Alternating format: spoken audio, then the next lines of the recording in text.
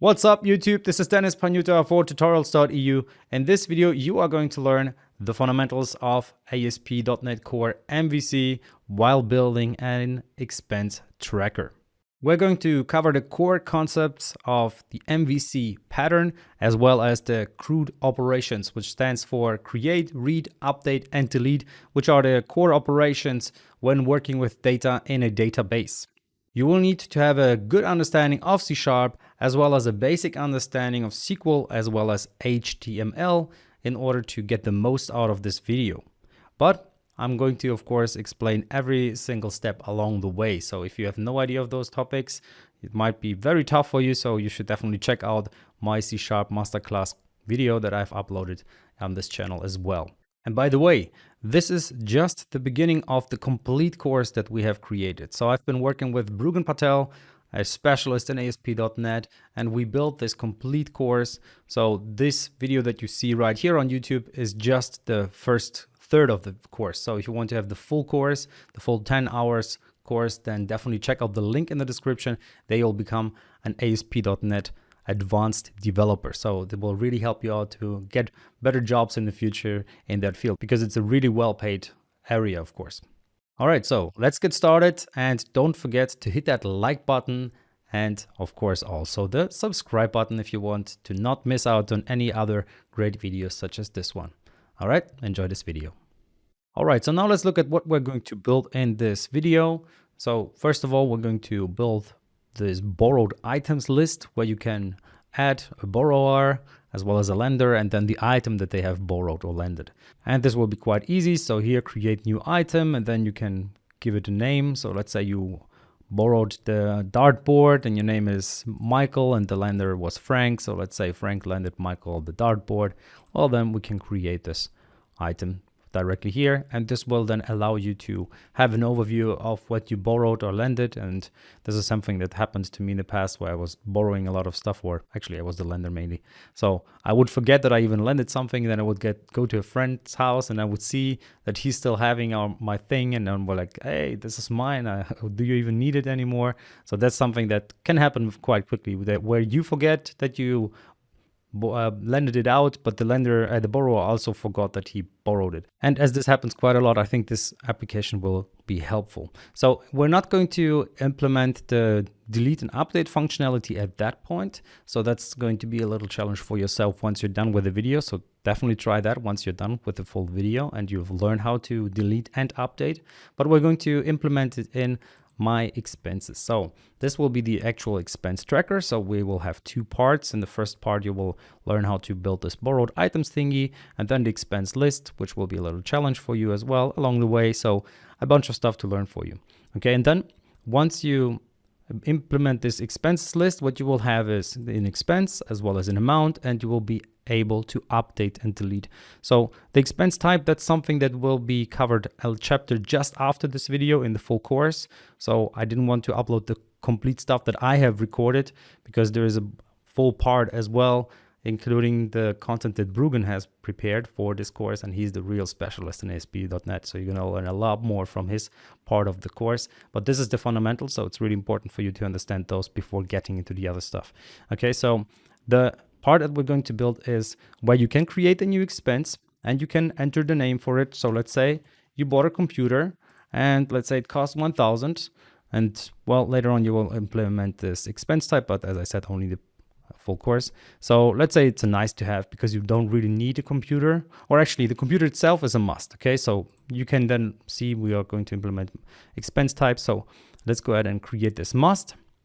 And now we have this new computer. But now let's go ahead and add a new expense, which will be a nice to have. And that would be an RTX 3090. Okay, so maybe at that point when you're watching it, there is even a TI version of it, which will then probably cost something around 2,000. And that's definitely not a must. That's a nice to have, except you are a streamer and you need the best graphics card or whatever. Okay, so let's create that. And you can see now we have the different expenses with the expense types. And now if we want to update that at any point and we decide to become a streamer, and at that point we need to make really good content having an amazing graphics card as this one, then this will become a must expense type and we can update it. And this way we can have an overview of what kind of expenses we really need and we don't need and so forth. So you can see updating works flawlessly and it's all done using the EntityFramework core, which is an amazing tool. You don't need to run any queries here, no SQL queries. It's amazing. It's all done by EntityFramework core, which is, it seems like magic, but you're going to see how to implement that magic yourself in the video. Okay, so then you can, of course, also delete entries. So let's say, well, you thought about buying it and you already entered it, but then you returned it. So you didn't actually have this expense then, and then you can just delete this expense. Okay, so you're going to learn the CRUD operation, so create, read, update, and delete while building this application. But we're going to look under the hood, what's going to happen with all different parts in there and how all of this is connected. And also we're going to see what every single file does. So even when creating a new project, you will see what every single file does when creating it, because there are a lot of files that are created for you without you having an idea what they do. But after this video, you will have an understanding for that. Okay, so thanks a lot for watching this video. I'm super excited to teach you all of that. And also, if you want to learn even more about ASP.NET, I'd be happy to teach you more in my paid course. So check out the link in the description down below. So now let's get started with the real application and real knowledge. So enjoy this video, man. In this section, we are going to set up our first project. Then we're going to look at every single file that is created in that project automatically for us. So we didn't even add any of these files manually. They all come with the creation of the project directly. That is what the IDE does for us, really powerful. And this then allows us to really go through every single file and understand what this file is for and how it is important for the overall project that we're going to build. And in general, whenever you're building an application, you need to understand these files and what they are for. And then we're going to also look at MVC, the theory at least behind it. So what does MVC stand for? What is the idea behind it? And then of course, we're going to build MVC applications later on, where we're going to build models, views, as well as controllers, because that's what MVC stands for. All right, so let's dive into the chapter, and I hope you enjoy this. Let's get started. In this video, I would like to tell you which tools you are going to need to install in order to develop along with us, and also in order to get started with ASP.NET Core. And we're going to need Visual Studio for this. The latest version of it, in my case, is 2019, towards the end of the year, 2020. So make sure that you are using the latest version of Visual Studio for all of this to work. There you can just download the community version if you don't already have access to professional or enterprise version via a key. In case Visual Studio is already installed on your machine, make sure that you update it to the latest version. Okay, then you are going to need SQL Server. So you can just search for download SQL Server 2019, and then you will come to this page where you can just go ahead and try SQL Server 2019. This will send you to this page where you can then download the developer version of SQL Server 2019. You can use an older version, but I would recommend to just use the latest version of SQL Server. And then finally, you will need .NET 5.0, so the SDK. If it's a newer version, that's fine as well. So just make sure that it's 5.0 at least. And usually if you watch this video in the future, you are going to see a later version than SDK 5.0.100. And also what you see here is that it requires Visual Studio 2019 version 16.8 to work. So make sure that you update Visual Studio, as I said, otherwise this SDK will not work correctly.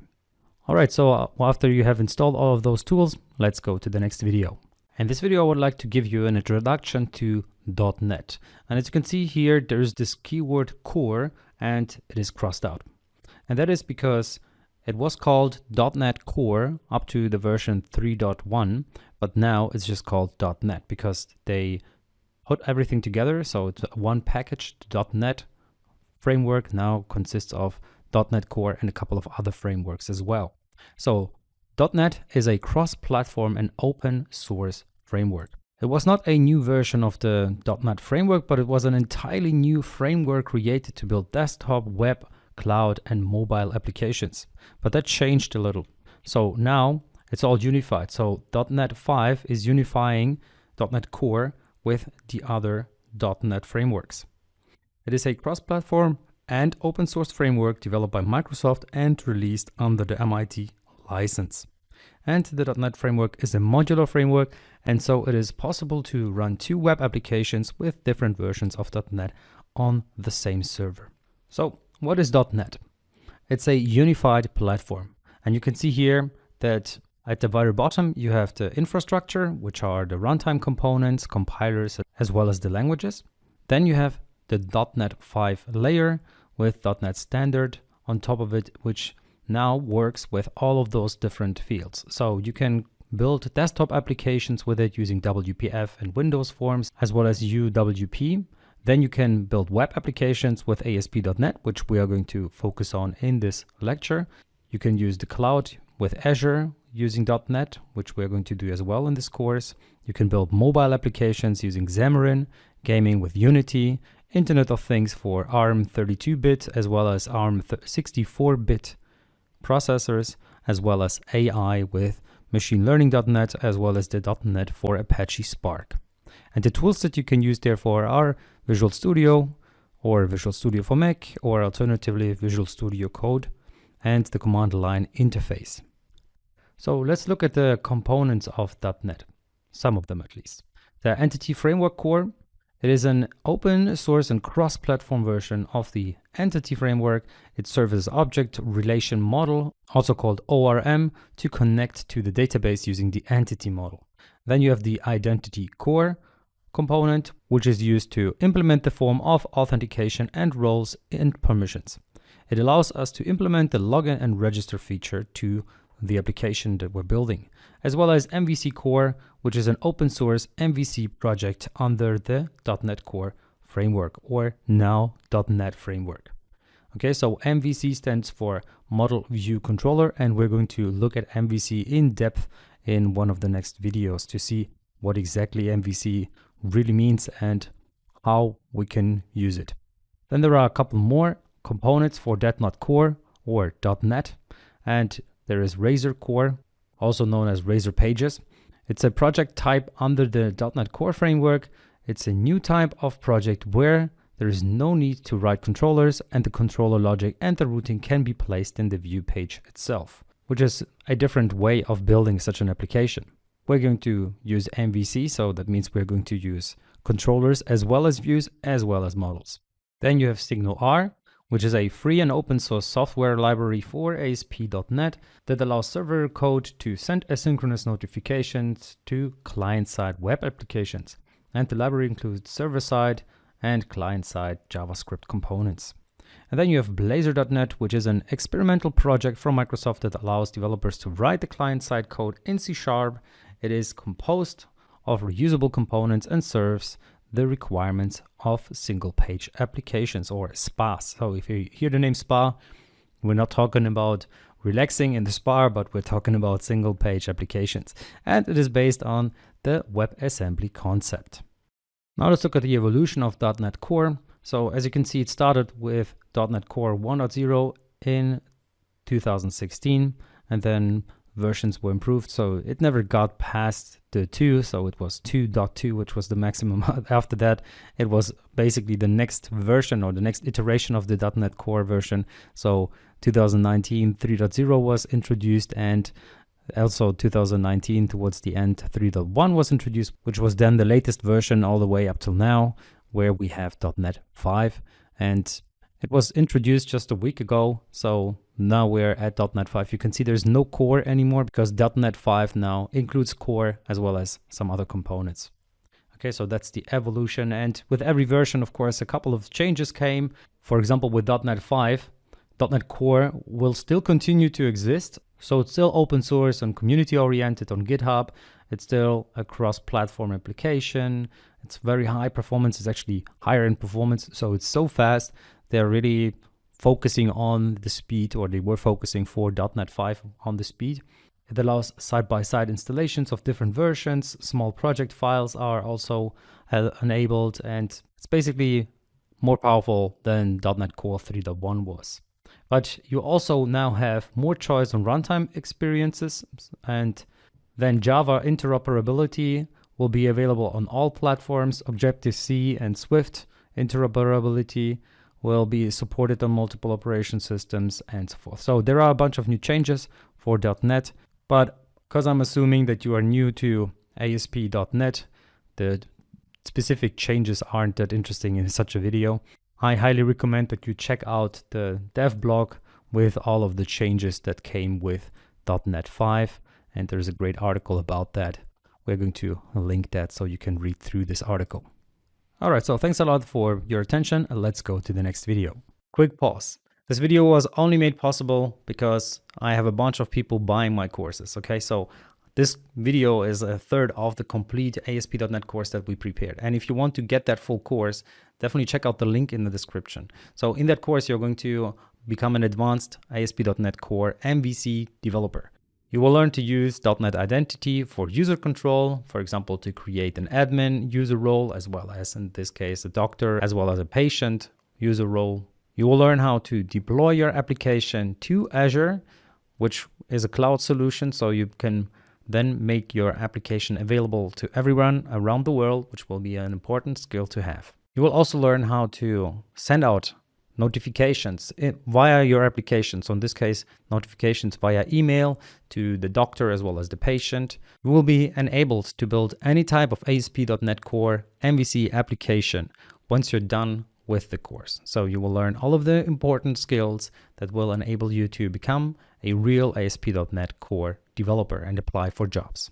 And of course, we're going to look into the MVC pattern in more detail, so you will become even better at using patterns. So that's a generally important skill to have whenever applying for a senior developer job. All right, so now don't waste any more time. Get the full course. The link is in the description down below. I'm very excited to welcome you there, and there you will get Q&A support, of course. So if you have any questions or are stuck, you will be helped out, and many more perks. All right, so now let's get back to the video. In this video, we're going to go ahead and create our project. So let's go ahead and open up Visual Studio 2019 and click on Create New Project. Then we need to select ASP.NET Core Web Application because that's exactly what we want to build. So we're going to use this one here using ASP.NET Core Web Apps and so forth. So not this one where it says .NET Framework, but we're using that one here, which says ASP.NET Core Web Application. Once you have selected that, click Next. And now you need to give this project a name. So I'm just going to call this project In and Out, and the location will stay the same. And once you selected the location where you want to store it, as well as the solution name, you can click Create. Once we click Create, you can see that this new window pops up where I can now use templates. So here, I'm not going to use the ASP.NET Core 3.1, but I'm going to use ASP.NET Core 5.0. As you can see here, I have multiple options now. So I can use an empty project template for creating an ASP.NET Core application. I can use the core application using Core MVC views and controllers, a web app using Razor Pages, or the MVC, so the Model View Controller project template. And that's the one that I want to use because it's going to help us to create our application very easily because it's going to populate all of the folders and files that we are going to require. Okay, so then once you selected that, we could add authentication. So you can see here, we can change the authentication to individual user accounts, work or school accounts, as well as Windows authentication. But I'm just going to use no authentication because we're going to set that up manually later on. Okay, then press OK. Then you need to make sure that configure for HTTPS is enabled because we're going to use that. We're going to ignore enable Docker support for now because we're not going to need it. But one thing that I want to activate is the Razor Runtime compilation. So tick that box because I want to make sure that we don't have to restart our application each time that we make changes to our code base. So this will allow us to make some sort of a hot refresh. So that's how you could see it, right? So let's say we make changes to the JavaScript code or to our code in general, and then we want to see the changes directly in our application. It will refresh it instead of rerunning it completely. So opening it up from scratch.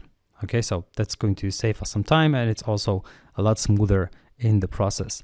In the past, you would need to install a NuGet package for this, but now luckily we can directly choose it from here, and Visual Studio has it incorporated directly, which is amazing. Okay, once that is done, press create and your project will be created. And in the next video, we're going to look at all of the files that were created for us. All right, so now that we have our project, let's get started by looking at the different files that were automatically generated. So you can see if you open your project in the Solution Explorer that there are a bunch of folders and files that were automatically generated for us. So the connected services, which we don't use yet, then you can see the dependencies that were added. So there are a bunch of dependencies that were added by default and we're going to be able to use those. And then multiple other folders. We're going to look at those step by step in this and the next few videos. Okay, so the first thing that I want to look at is the actual project file. So here, this is the project file. You can just double click on in and out and this should open up. Or alternatively, you can right click on it and edit project file. So you can just click on this. It will open up this CS project file in and out. Okay, so here you can see that you have a property group in which you have the target framework. And in my case, it's .NET 5.0. So this is our target framework that we are using in our application. Because we had selected .NET 5.0, this is exactly what we see here. So if you use a different version, then you will see a different value here. Then we have another property, which is the copy reference assemblies to publish directory, which is currently set to false. Later on, we can then add additional properties to the property group. What's interesting as well is that you can see that we have this item group here where we have a package reference. So we are including the Microsoft ASP.NET Core MVC Razor runtime compilation, which we have enabled when we created the project. You might recall this was this little tick box that we selected, which allows us to use this hard refresh kind of feature. Okay, and the version is set to 5.0.0. This is just one package that we have added and that was added by default, as you saw, and we will later on add additional packages such as database packages or email packages and so forth. But we're not going to do that manually here directly in this project file, but we're going to use the NuGet packages feature, and that will then automatically populate this file with the right package reference. All right, so now that we looked at the project file, let's look at another important file first before we go to the other files. So we're not going to go from top to bottom, but we're going to look at them step by step where it really makes sense for you. So let's look at the program CS file. As you can see here, we have a bunch of namespaces that are automatically added. But what's more interesting is that this is using a main function here, like we would in a console application. So you can see it starts off as a console application, and then it calls this method called createHostBuilder, which is this method that we have established directly inside of the program class. And you can see it returns an iHostBuilder. So the cool thing is now that this is going to create our web application. So it's going to use this web builder to use this startup CS file in order to then build our application. And the smart part here is that it uses dependency injection.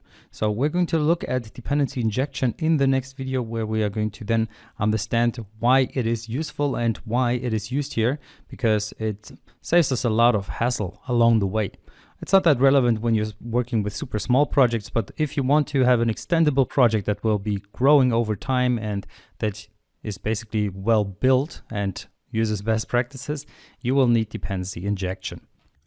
So this create default builder will create a default web host. Okay, so it's going to configure the web host using the default settings. Therefore, it uses a web builder and then it starts up our web app. So this console application starts our web application, and that's a very powerful thing. So basically this here is one line of code written in multiple lines, as you can see here with the semicolon at the end. Okay, so let's look at dependency injection before we look at the startup CS file. Okay, so let's look at dependency injection because it's going to be very valuable to understand it in order to understand how our project, our default project, is built. So dependency injection is a technique whereby one object or static method supplies the dependencies of another object. A dependency is an object that can be used. So it's a service. Okay, so we're going to see how to use those. Let's look at a particular example.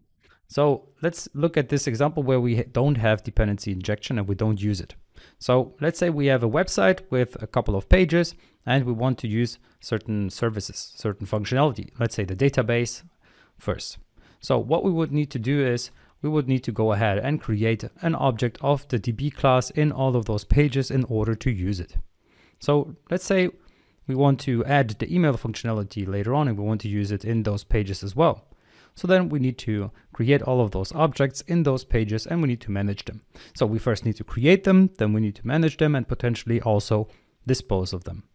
So as you can see, with 3 pages, this already looks like a mess. Let's say we make changes to our database or email class and we now have a different definition, or we make major changes on how to implement those classes. Then we have to go to all of those pages and make the individual changes. And this is really like a hot mess. And you want to avoid that if possible. And that's exactly where dependency injection comes in. So let's look at this dependency injection example. We have the same concept. We have email, database, and the different pages.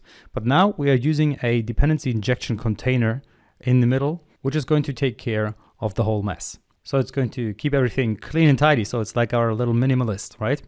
So here we now need to create an email, so an interface of our email class, as well as an interface of our database class, as well as the classes themselves. So now our classes will implement those interfaces and we're going to register the interfaces in the DI container. So we tell DI container, our dependency injection container, that email is an interface and that email implements this interface.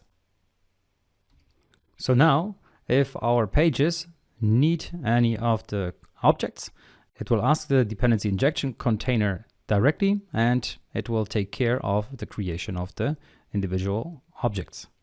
So in the pages, we are going to use the interfaces and the dependency injection container is going to do all the magic for us and will take care of the different objects. This way we can keep everything clean because the pages, they don't need to take care of all of the objects. That's what the DI container will do, and it will take care of the creation, the allocation, the changes, and also the deallocation.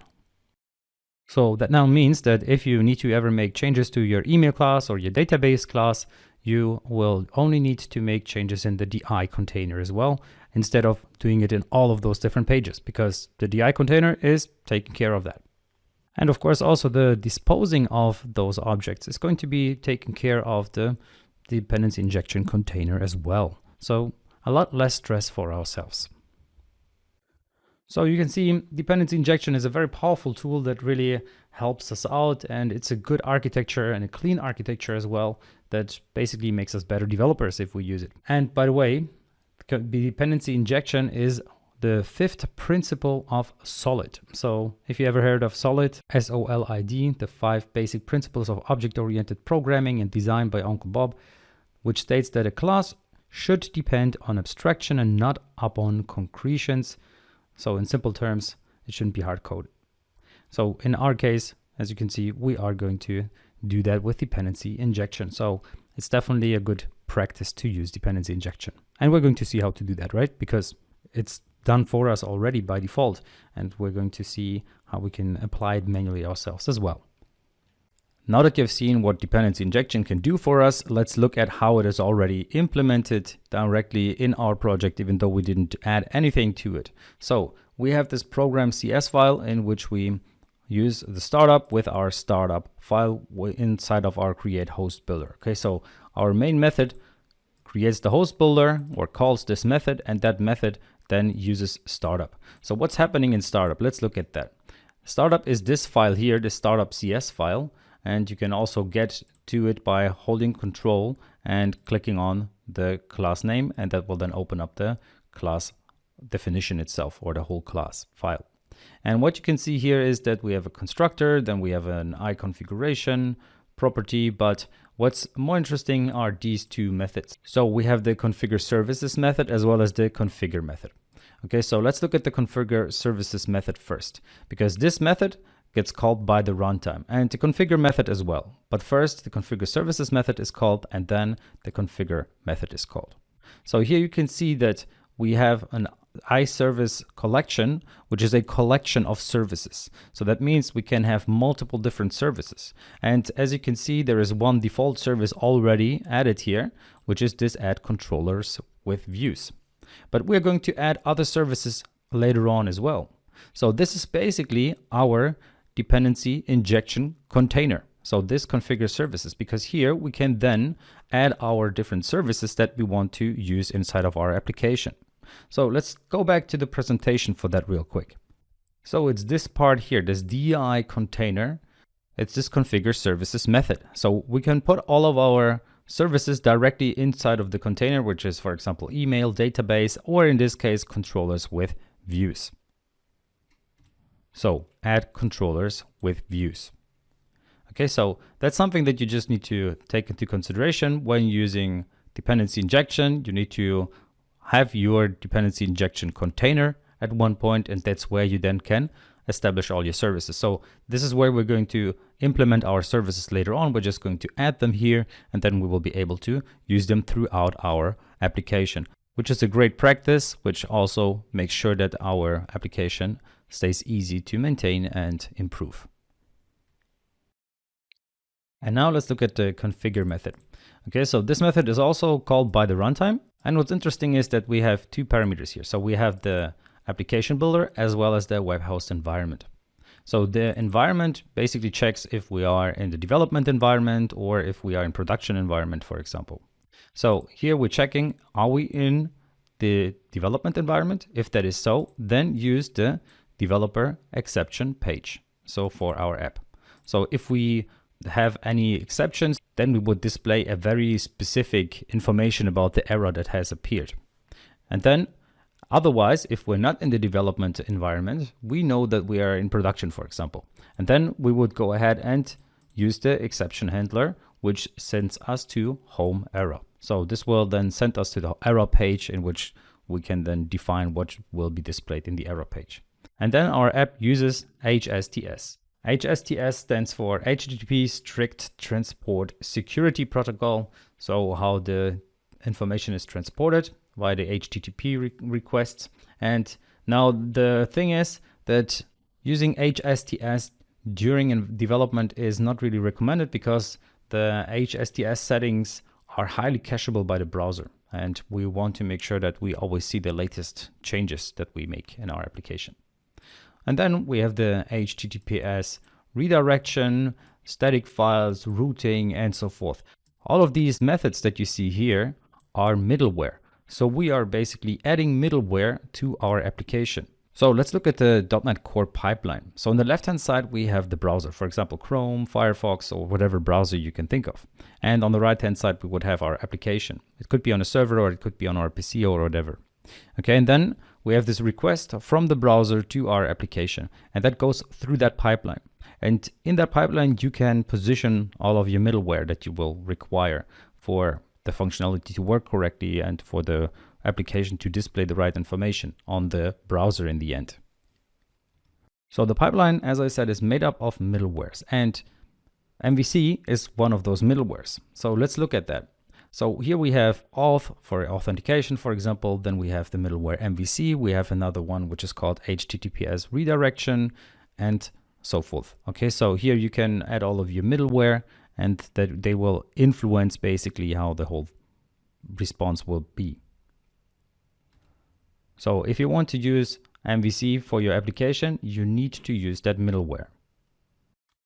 So the request will go through all of this different middleware, and if it is passed from one middleware to the next one, then that one will do its magic and then pass it to the next middleware. So it goes to the first middleware, for example, authentication. If authentication says it's fine, then it sends it over to the next middleware and the following one, and so forth, until it comes to the endpoint. And once it reaches the last middleware, it's going to return the response to the server. So this is basically what happens here, because we have all of those middleware that we're adding. So we first check if we're in an environment or not. Then depending on that, we use different middleware. So we use the use developer exception page middleware, then the exception handler, the HSTS, the HTTP as redirection, static files, routing, authorization, and then We could add additional middlewares manually, or we will, but then in the end, we reach the endpoint. So when the request comes in, it is passed from one middleware to the next, and so on until it reaches the endpoint. Okay, so let's look at the endpoint and routing in more depth. Welcome back. In this video, I would like to look at this endpoint a little further because we have this here, this code, but what does it do? All right, so that's what we're going to look at, and therefore we need to look into routing. Okay, so routing is the process through which the application matches the requested URL path and executes the related controller and action. So now we haven't covered controllers or actions yet, but we will do that later on, of course. So let's look at that. There are different routing mechanisms in .NET Core. For example, controllers, Razor pages, gRPC services, endpoint-enabled middleware, as well as delegates and lambdas registered with routing. ASP.NET Core controllers use the routing middleware to match the URLs of incoming requests and map them with the controller and action. So we are going to see what controllers and actions are just a little bit in this video, but we're going to really dig deeper throughout the course. So roots are defined in the startup code. So the startup file that we have just looked at. Okay. And then we describe how a URL path is matched with the action that we're using, as well as the routing is used to generate URLs for links specifically. So we have a certain structure of our application and we want the user to be able to move between different pages, and therefore we're going to use routing with the different actions and controllers. So let's look at that in this particular example. So here in the controller action, the URL will be appointment/index. So it will match the first action. It will map the appointment with the controller name and index with the action name. So here on the right hand side, you can, for example, see such an action. Okay, we're inside of a controller where we have an action. So we have this appointment, which is our controller, and then we have the index, which is our action. And we can have multiple controllers as well as multiple actions. So for example, we have another action here, which is details, and there we even have an ID. So now we will use this link here, this URL, to get to the specific information which is past this or behind this ID. So in the second URL, we have an extra parameter after the action. So we have to write the parameter ID in action, as you can see it here. Okay, so the URL pattern for routing is generated and added to the domain name. So we have the domain name, for example, localhost 1337. Then we have the controller, then the action, and then finally the ID. And the ID is optional. Okay, so let's look at this. So this is how a link or an URL could look like. Okay, so if we look at this particular table here, we can see that, for example, we have the controller home and the action index, and the ID is null. So the page that will be displayed will be home/index. Then we only get the controller home in the second line, and you can see it still displays home, index, and null. So why is that? Let's look at our specific example here. So the default code that we have this endpoint, which is our map controller route, and we are using the default name here, and we have a specific pattern. And the pattern is that the controller is set to home by default and the action is set to index by default. And we can see that the ID is optional because that's why we have this question mark. So we don't need to have an ID. We can simply not use an ID. But if we don't pass a controller and if we don't pass an action, it's just going to use the default, which is going to be home/index. Okay, so if we have the website where we, for example, would only enter localhost 1337, we would still get to the page home/index. Okay, and then, for example, we have this tool where we have stored our customers as well as our employees. So if we enter company/customer/1 into our browser, then we will get the controller of company and the action of customer, and as well as the ID of 1. So whatever our customer with the ID of 1 would be, that's the information that we would then load and display on the page, for example. And the same goes for company/employee/3. So here the controller will be company, the action will be employee, the ID will be 3.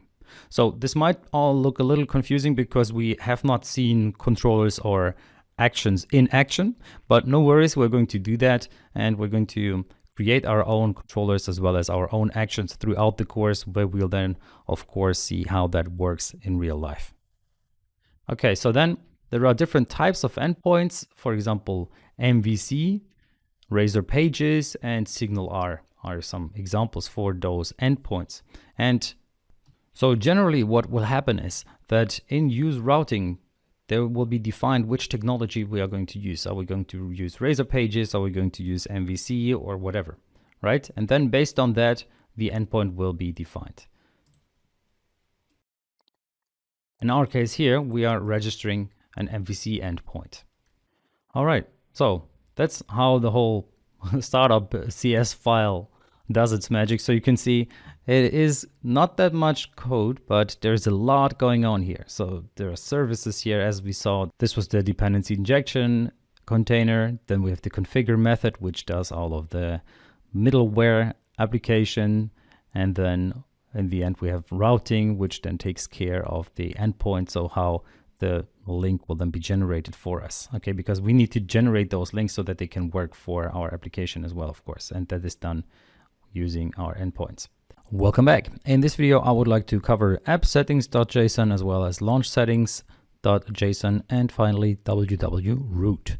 So let's start with AppSettings.json. So here you can see that this is the JSON file that we have here. It's a JSON format, as you can see as well. And here we can add settings to our application. For example, we will later on add our connection string here so that we can use it throughout the application. And that's generally a great spot where you can put all of those settings, such as the connection string, and you can then just add them in here and then use them everywhere in your application. So that's basically what this file is for.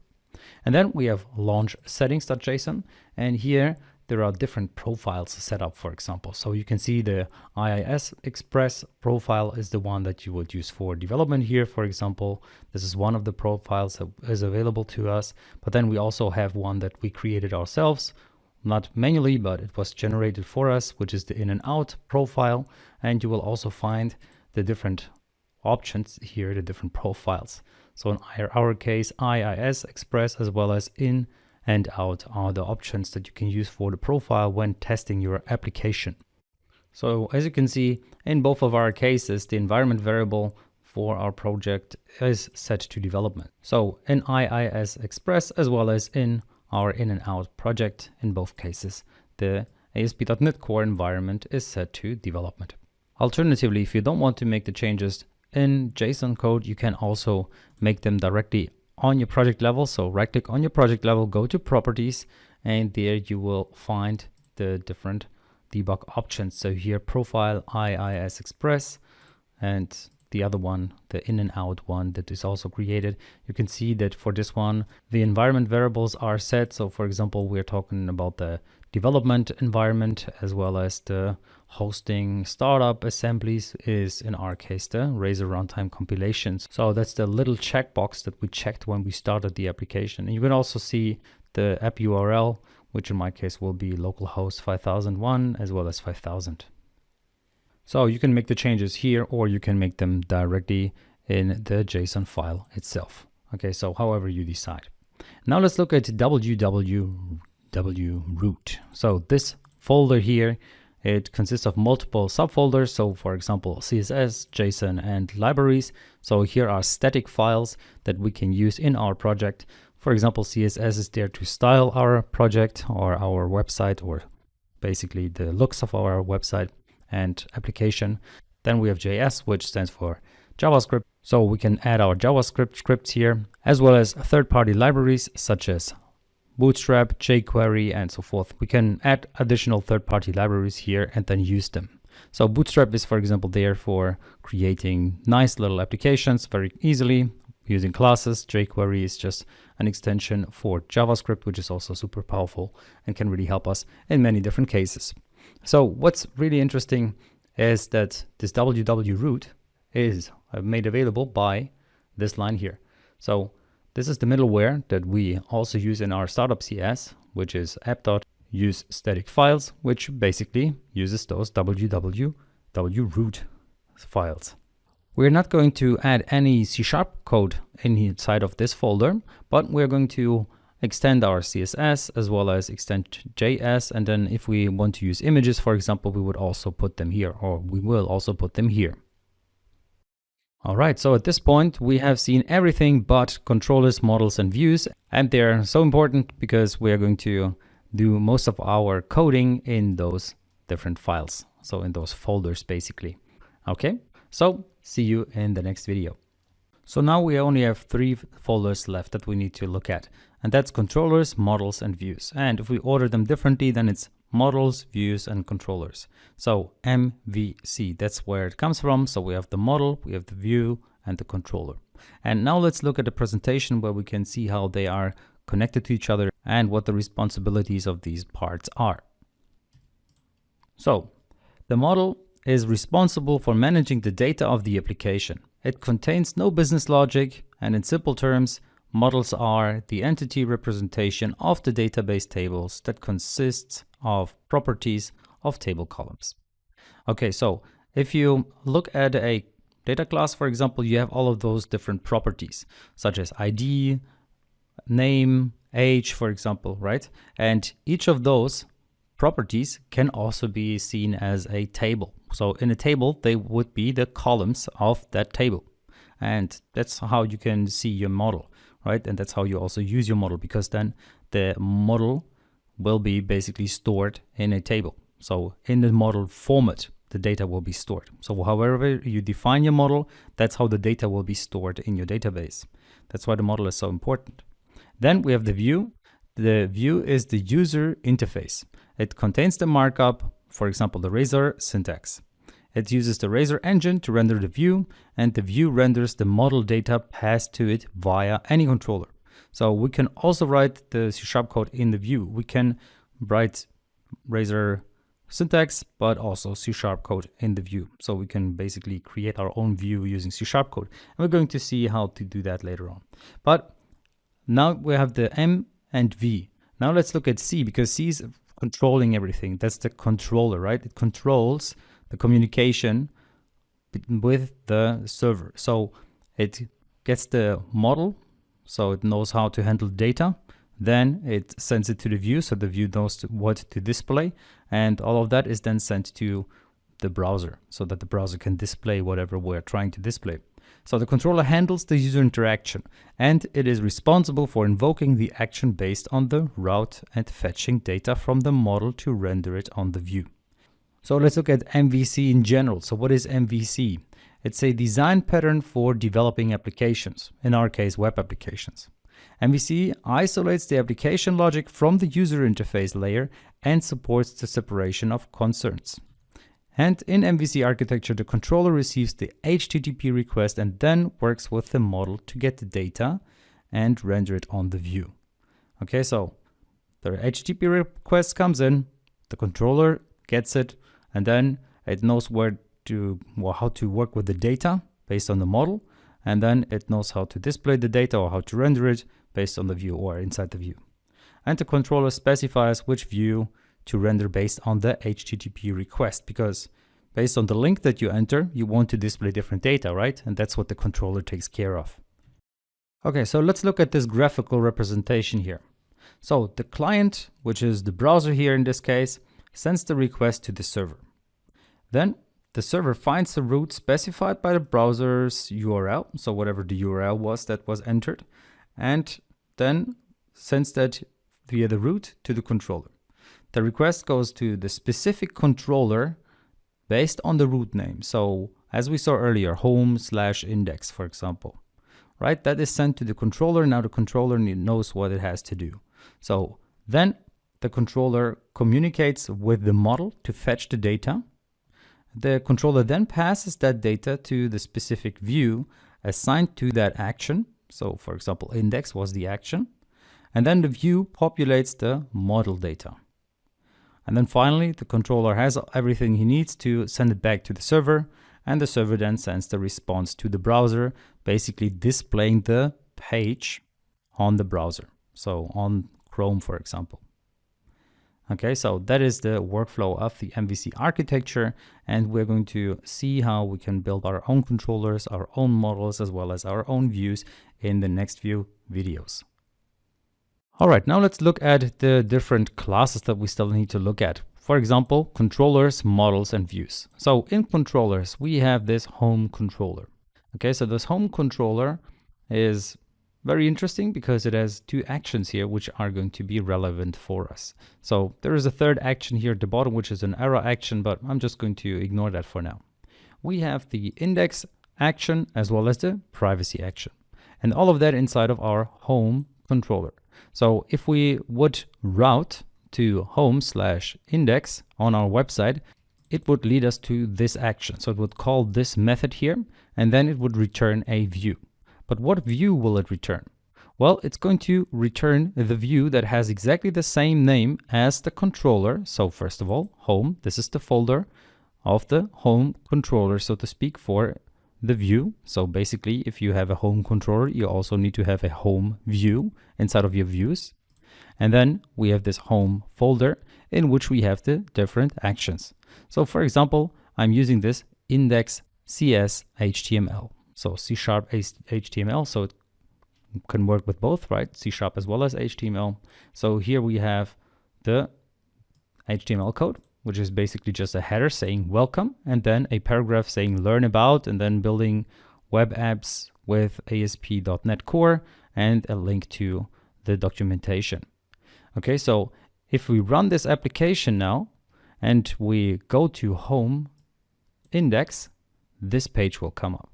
So you can see it says welcome, that's the header, and then that's the paragraph. So now you might wonder, where does this home and privacy come from? We're going to see that in a minute.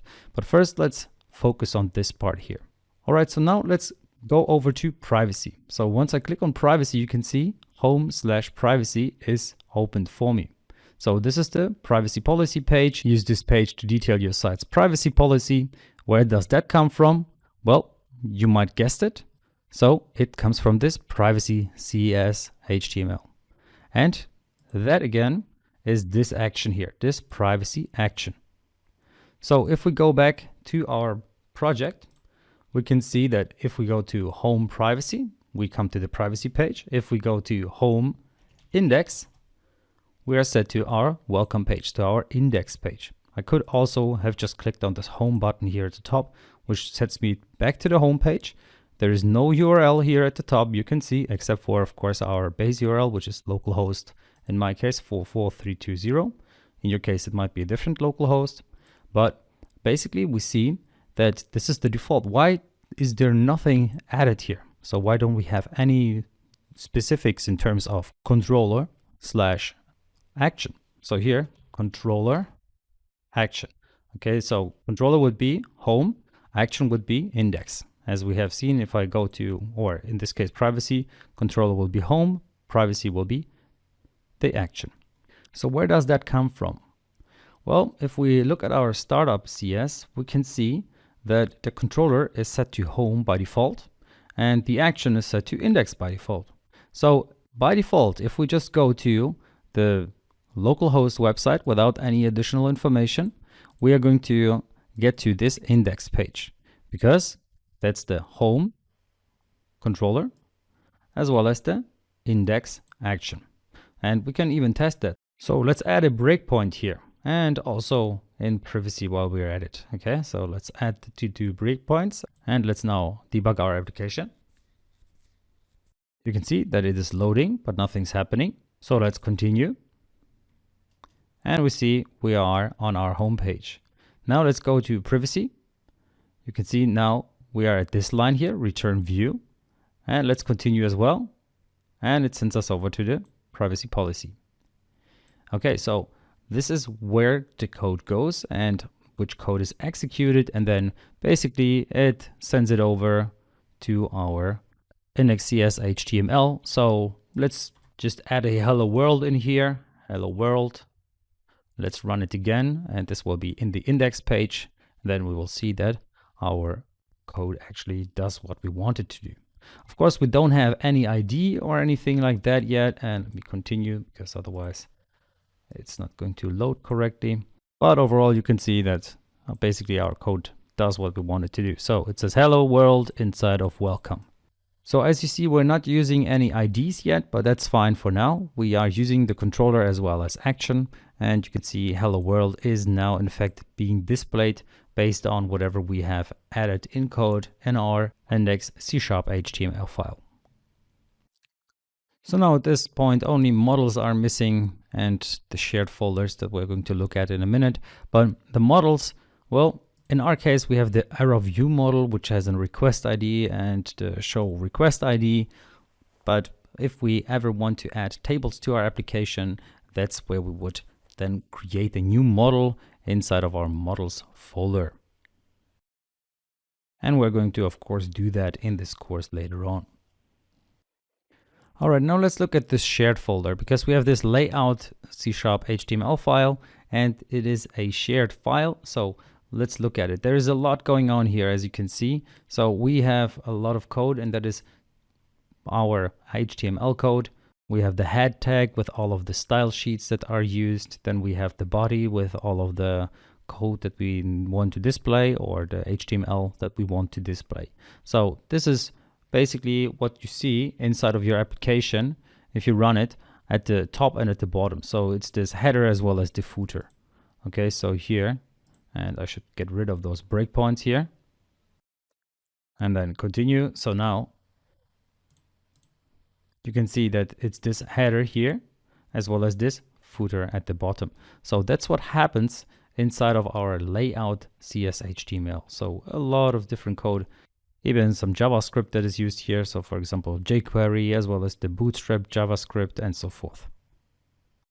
So the idea behind the shared folder is that this is something that you want to use throughout your application. So that you, for example, want to use all over your app.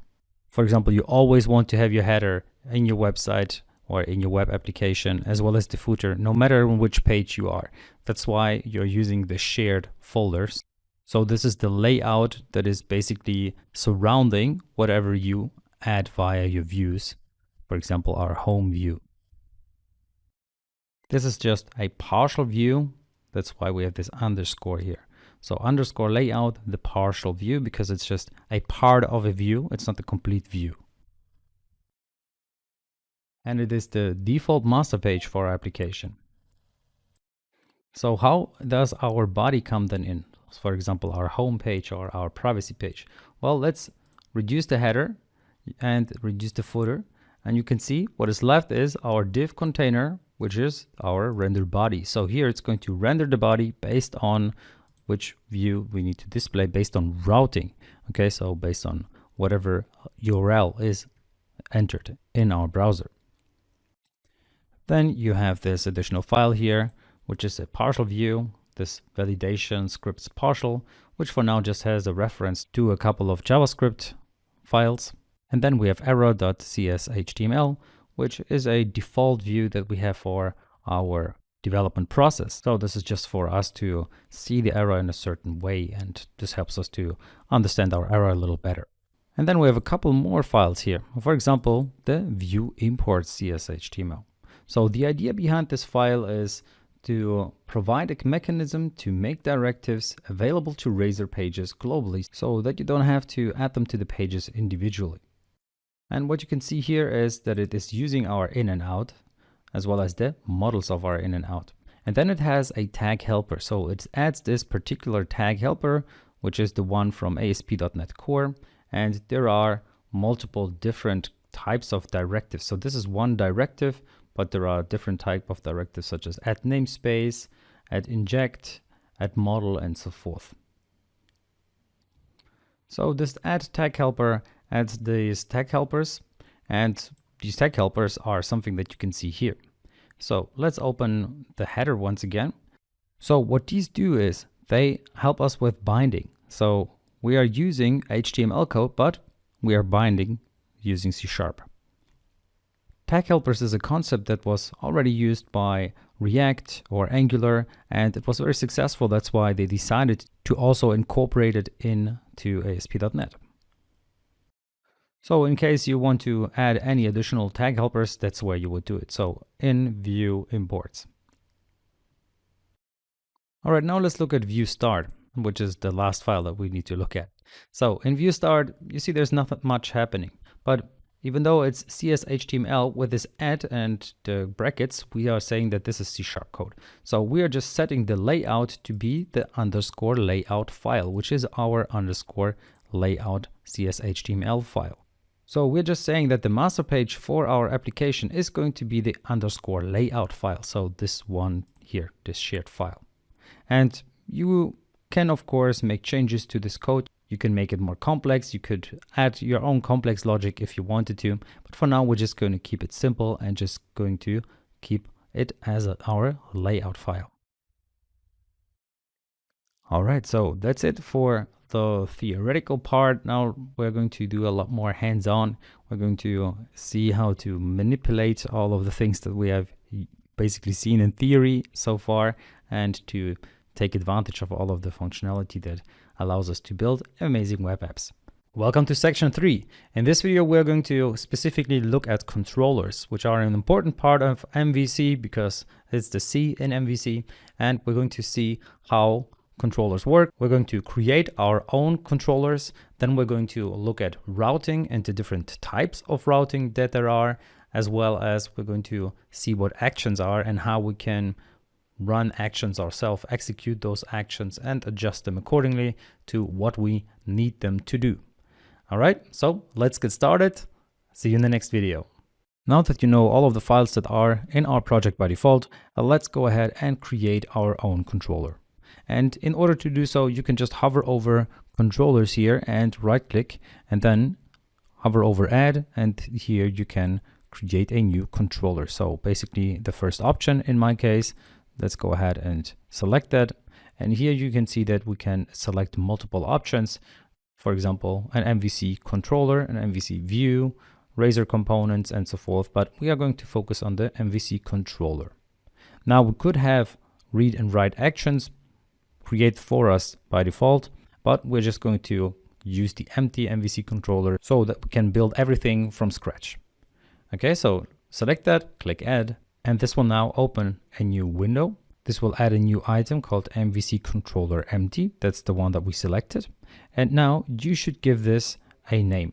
So as you can see, it's already home controller 1.cs. That's the default name, but I want to change that. I'm going to call that one appointment controller.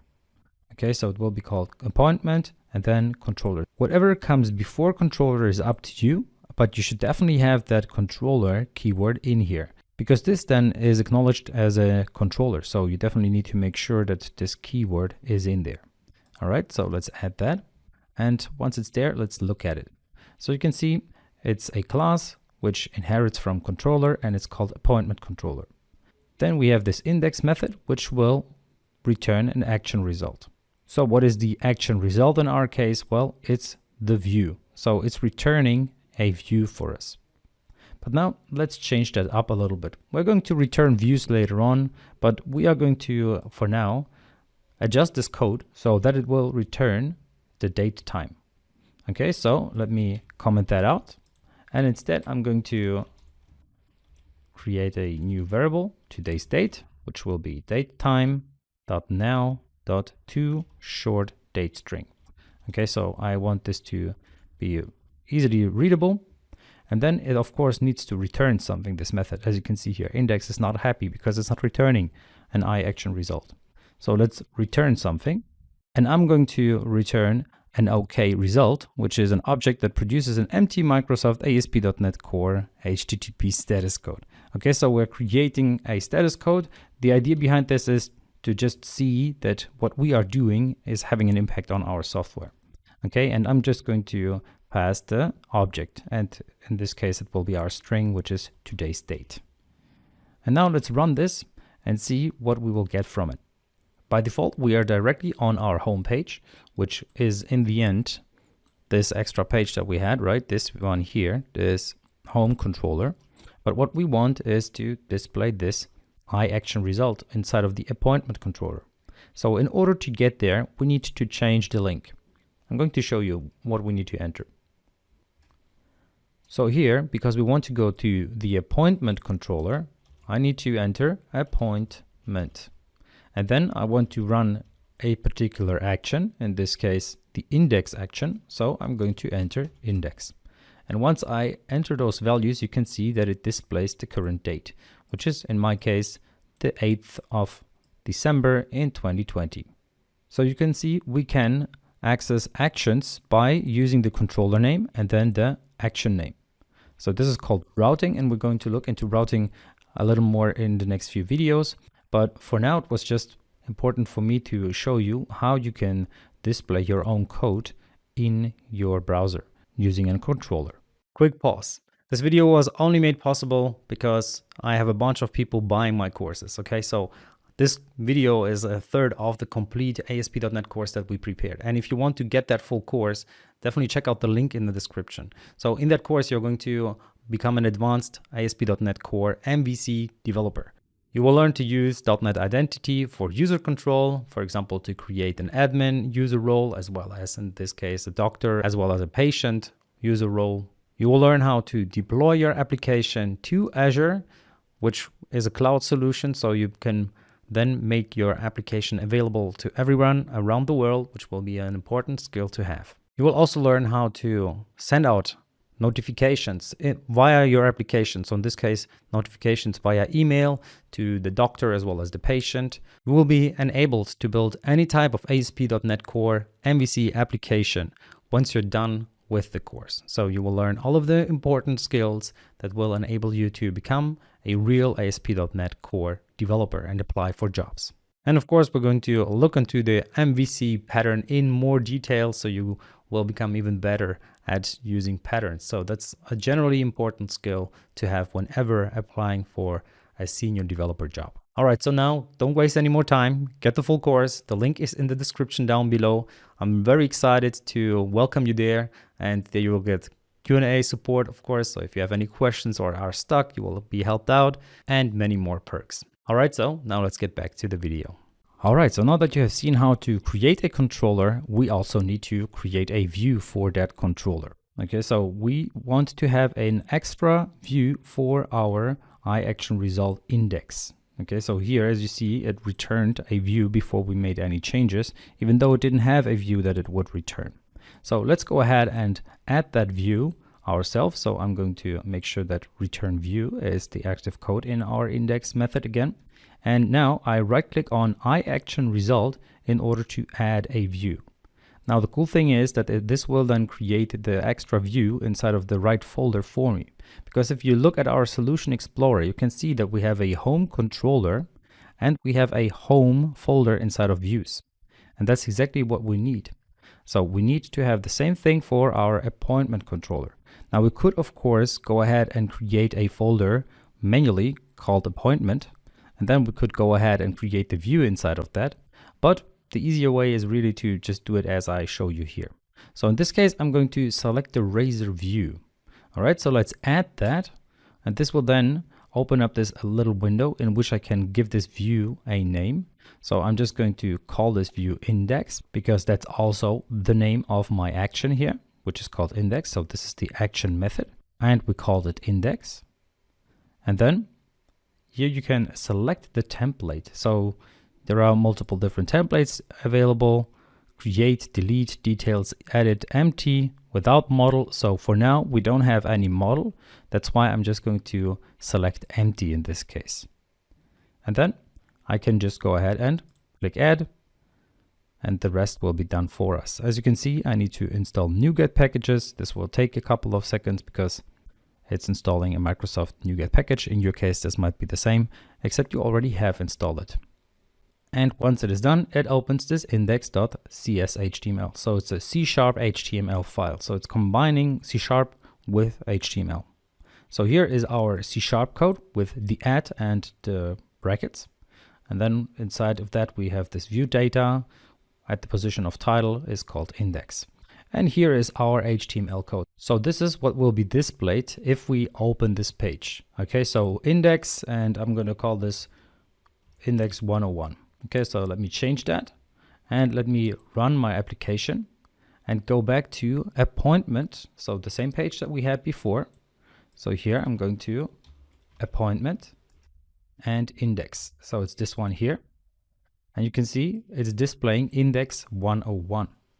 So now we have created our own view. Now you could go ahead and modify this view to your liking so that it will display whatever you need from it. So this is basically how you can create a view. You can see that it is connected to our appointment controller, because now we have this appointment folder in which we have this index.cs.html. You can see we had the same file name inside of home, but that was this one here, which said, okay, let me display this hello world that we had changed before, where you can learn about ASP.NET Core with an extra link and so forth. But now we have our own appointment folder that we just created with our index file, to which we can get via our appointment controller with this action here, because it returns now a view. Which view is it going to return? It's going to return the view which has the same name as this action, so index, as well as is in the same folder as this controller, so appointment. So it's going to open up this index.cs.html.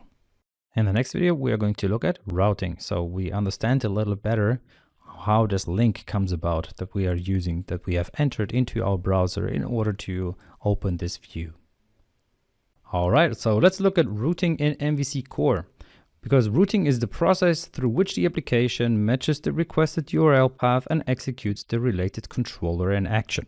So we have seen what controllers are and we have seen what actions are, but now let's look at routing, because routing takes care of actually then displaying the right content on the web page once the right link is entered, right? So that's the idea behind this routing. Let's look at this. So in .NET Core, there are several ways to configure routing in any application. For example, controllers, as we have done it. Then there is the way of Razor pages, gRPC services, endpoint-enabled middleware, as well as delegates and lambdas registered with routing. And we're going to focus on the controllers part. So the other terms are just for completion here, that you are aware of the different ways of routing mechanisms. Okay, so in ASP.NET Core, controllers use the routing middleware to match the URLs of incoming requests and map them with the controller and action. Okay, so you have this link, the URL that you're entering, and then ASP.NET Core controllers use then this routing middleware, which is just one of the middlewares that we are using in ASP.NET Core, right? And this one then takes care of what it should display, basically. Routes are defined in the startup code. So we saw the startup file earlier. We needed to make sure that routing is enabled. And routing describes how URL paths are matched with the action. So we also saw an action. In our case, the action was index. Routing is used to generate URLs for links. Let's look at a particular example here for this to make a little more sense. So here in the controller action, the URL is appointment/index, and it will match with the first action. It will map the appointment with the controller name and index with the action name. So you can see here on the right hand side, we have the appointment, which is our controller name. And then we have index, which is our action name. So this here is an action because it returns an iAction result. And then we have another example. So let's look at part 2. In the second URL, we have appointment/details/1. So in this case, it will be public action result details with an ID that we can pass, which is an integer. In our case, the code will be super basic. It will just return, okay, you have entered ID. So in this case, it will just return a result code. This is just for simplicity purpose. But basically, once you enter this ID, so in the URL, it will then display the code that fits to this URL. And specifically, it will display you have entered 1. So let's test this. Let's just use this code. As you can see here, we have details as the action name. And then we have a parameter called ID. And now we can go ahead and return our result code once again. So this is really just for testing purposes to make it super simple. So we're just saying you have entered ID, and then we display the ID that was entered. And now if we check that in our browser, you can see, well, actually we can get rid of this to make it look a little better.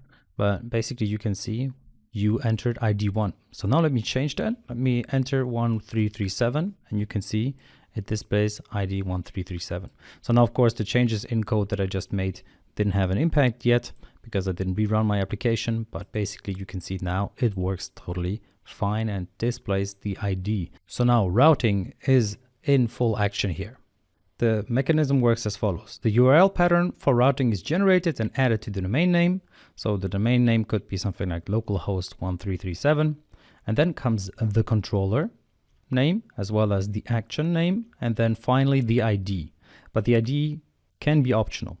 Okay, so this could be a URL that you would have. So controller name, action, ID. So now let's look at this example here. So we have the URL, which is home index. So localhost and home index. This will send us to the controller called home and to the action called index. You can see ID is null, so we didn't enter an ID. So that's fine. It's just going to send us to the index page. Now in the second example, we have home once again, but we didn't enter an index. But index is the default action. So it's going to send us over to home and then index. ID is null once again, so it doesn't really matter. So that's totally fine. And then we have company, customer one. For example, we have the company name, the customer action, as well as the ID, and the ID is 1. So that's going to be the URL that was generated for us. So it's going to send us the details about the customer with the ID 1. Let's say we're a company and we have a bunch of customers, and that would be the first of them. And then let's say we want to access the employee information. So that would be company, employee, and then the one with ID 3. So it will display the controller company. In there, it will run the employee action and it will pass 3 to that action to do its magic. So for example, access the data from the database and display information about employee 3. So whatever information that should be displayed on this page. Okay, so this is the whole idea of the routing. Now, there are different types of endpoints, and we looked at the MVC part. There are Razor Pages as endpoints, and finally SignalR. So what are endpoints? Endpoints are the app's units of executable request handling code. Endpoints are defined in the app and configured when the app starts. So the endpoint matching process can extract values from the requested URL and provide those values for request processing. So using endpoint information from the app, routing is also able to generate URLs that map to endpoints. So these are some examples of endpoints that we can use. Now let's look at different types of routing because there are multiple different types, and we're going to look into those with a little more details in the next few videos. So conventional based routing. So in conventional based routing, the route is determined based on the rules defined in the route templates, which will map the incoming requests, for example, the URLs, to controllers and their action methods. An ASP.NET Core MVC application, the convention-based routes are defined within the configure method of the startup CS file. Okay, so the startup CS file, you might recall, this one here, that's where our routing is used and the endpoints middleware is also used. So these are where they are defined. Okay, so we have routing as a middleware, we have authorization endpoints as middlewares, and here we have the map controller route, which is defined. So controller home is the default, so it asks for a controller first, then it takes the action, and then it takes the ID. You can also see that the controller is by default set to home, the action is by default set to index, and the ID is optional. That's why we have this question mark afterwards. And then we have attribute-based routing. So the route is determined based on the attributes configured at the controller level or the action method level. So we can use both. So the conventional-based routing as well as the attribute-based routing in a single application. And we're going to look at those two different types later in the course. All right, so let's look at convention-based routing. So by default in MVC Core applications, conventional routing is enabled. The code for it is written in the startup.cs file. We looked at it before twice already. So let's look at it from a routing point of view, from an endpoint point of view. So here the first path segment is called controller equals home. So the default value is set to home and we pass in the controller. So this maps the controller name. Then the second segment maps the action name. So whatever we enter as the action, that will be mapped to the action name, and the default is set to index. And then we have the third segment, which is the ID, And this is used for an optional ID. So the question mark makes this ID optional, which means you don't need to have an ID for this endpoint to work. Now let's look at dedicated conventional routing. So you can see here we have our use endpoints once again, which we had before, but we only had our map controller root with the default pattern, so that we used before. Now let's create our own for, let's say, a blog. So in case of a blog, we have this pattern of blog/article. Okay, so now so in this case, the blog root in the shown image is called dedicated conventional root because it uses conventional routing, but it's dedicated to the controller blog. Okay, so to this specific controller called blog. And they can have the default values controller blog as well as action article. So it will then send the person to blog/article. The only URL path that match the blog root are, however, /blog/blog/article and /blog/any string. So let's say you have any type of name for an article, for example. So these are the only paths that will work for this endpoint. So let's look at output of blog dedicated conventional root. So here we create a controller named blog, and in there we create a new action, which is called article. So in our case, it's just going to return our OK once again to make it simple, right? So it's going to display our response code, which will just say action of blog controller is called. So if you do this, you will find that all the URLs will hit that single action article.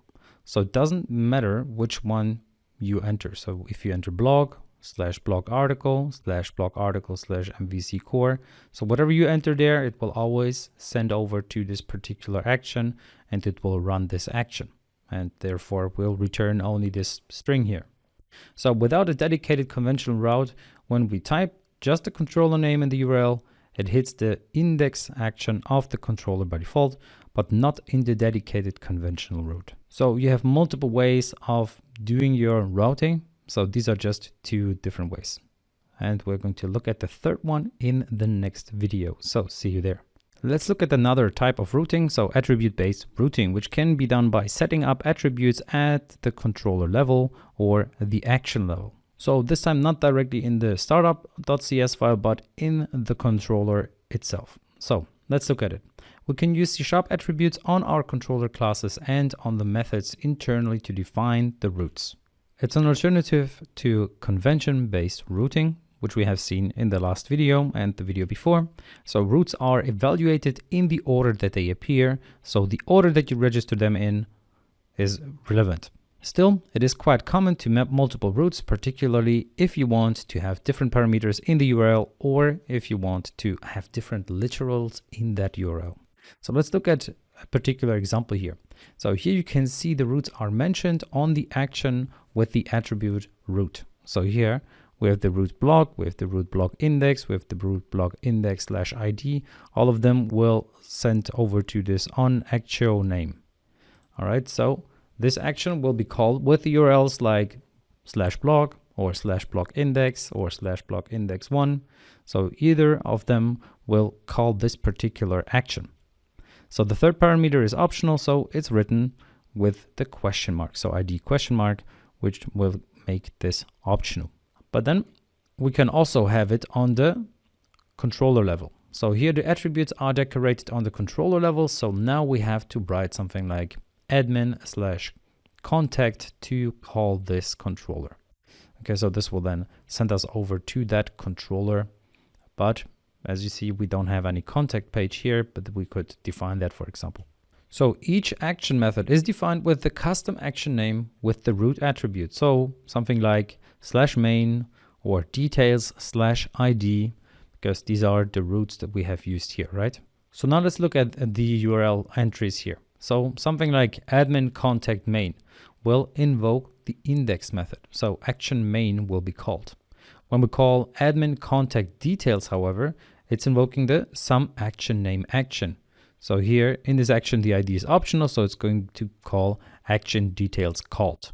So you can see if we enter details / an optional ID, it will call this some action name. And if we just call main, it will call the index, for example. All right, so now you have seen different types of routing. All right, so we have seen what controllers are, we have seen what actions are, but now let's look into actions a little more. So controller actions are the methods used to handle the HTTP request and to act accordingly to return a view or other result. So actions are the methods in controller classes that are responsible for returning the view or, for example, JSON data. Any public method on a controller type is an action. So whenever you create a new public method inside of a controller, it will be an action that can be used. And then action result is a result of action methods or return types of action methods. So as we've seen, the iActionResult interface, which basically is a result of an action method or return type of an action method. Then action methods cannot be overloaded in the controller, so no overload in controllers directly. Action methods cannot be static. So these are the basic details about actions, so what you need to consider when creating actions. So iActionResult defines a contract that represents the results of an action method. iActionResult and ActionResult work as containers for other action results. iActionResult is an interface and ActionResult is an abstract class from which different action results inherit. So in short, action results are classes which represent things the client is supposed to do as a result of the controller action. They may need to get a file or redirect or any of a myriad of things. Some action results merely return an HTTP status code, and in short, the most common things the client might want to do after calling a controller action are represented as action results. There are 5 major sets of action results: the status code result, status code with object result, the redirect result, a file result, as well as content results. So you can see that there are multiple different types of results, and we already have resulted with the status code, for example, in one of the videos where you saw that we would just display the status code instead of a view. If we are displaying a view, then we're displaying content or even specifically a file. So here you can see the different action result sets. We're going to look into them a little more later on, but first of all, we're going to look at action parameters. So see you in the next video. When we're talking about actions, we also need to look at their parameters. So passing parameters to actions is an essential part of building a .NET Core web application as well as APIs. So we're going to look at the different action parameter types in this video. So let's go ahead and look at the overview first. So there are parameters which you can pass as part of an URL. Then you can pass parameters with a query string. You can pass parameters with headers, as well as pass them with the request body. And finally, you can pass parameters in a form. And we're going to look at the different examples here step by step. So let's look at passing parameters to a URL. So when passing a parameter in a URL, we need to define a routing that would contain a parameter. So notice in this case that the ID is part of the routing. So the valid URL would be something like get/1, because we have this action called get, and we could use something like get/1 because of this root that we are using here, right here at the top.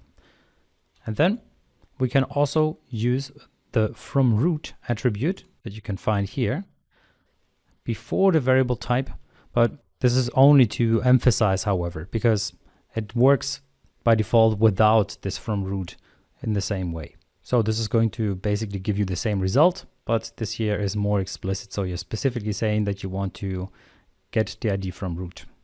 All right, now let's look at how to pass parameters with the query string. So this is a very common method for passing additional parameters because it does not require for us to change routing. So it's also backward compatible. So as you can see here, we have this URL here at the top. And what it does is it calls the appointment controller with get some data with this action that we have here.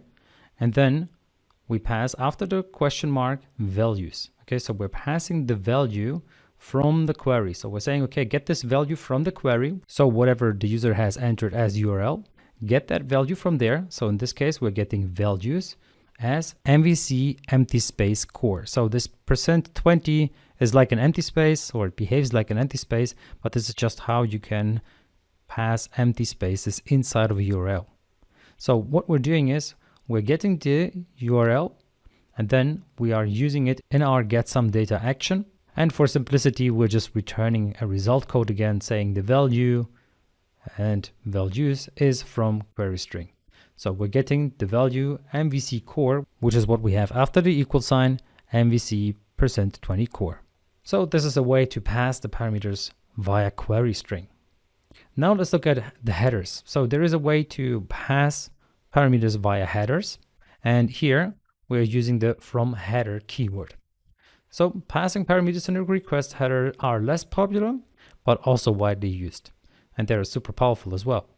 It doesn't show in a URL, so it's less noticeable by the user. So this would make sense, for example, if you want to pass credentials or the token ID to authenticate a use of an API or something like that, where the user shouldn't see those values in the URL. They should only be passed via the header.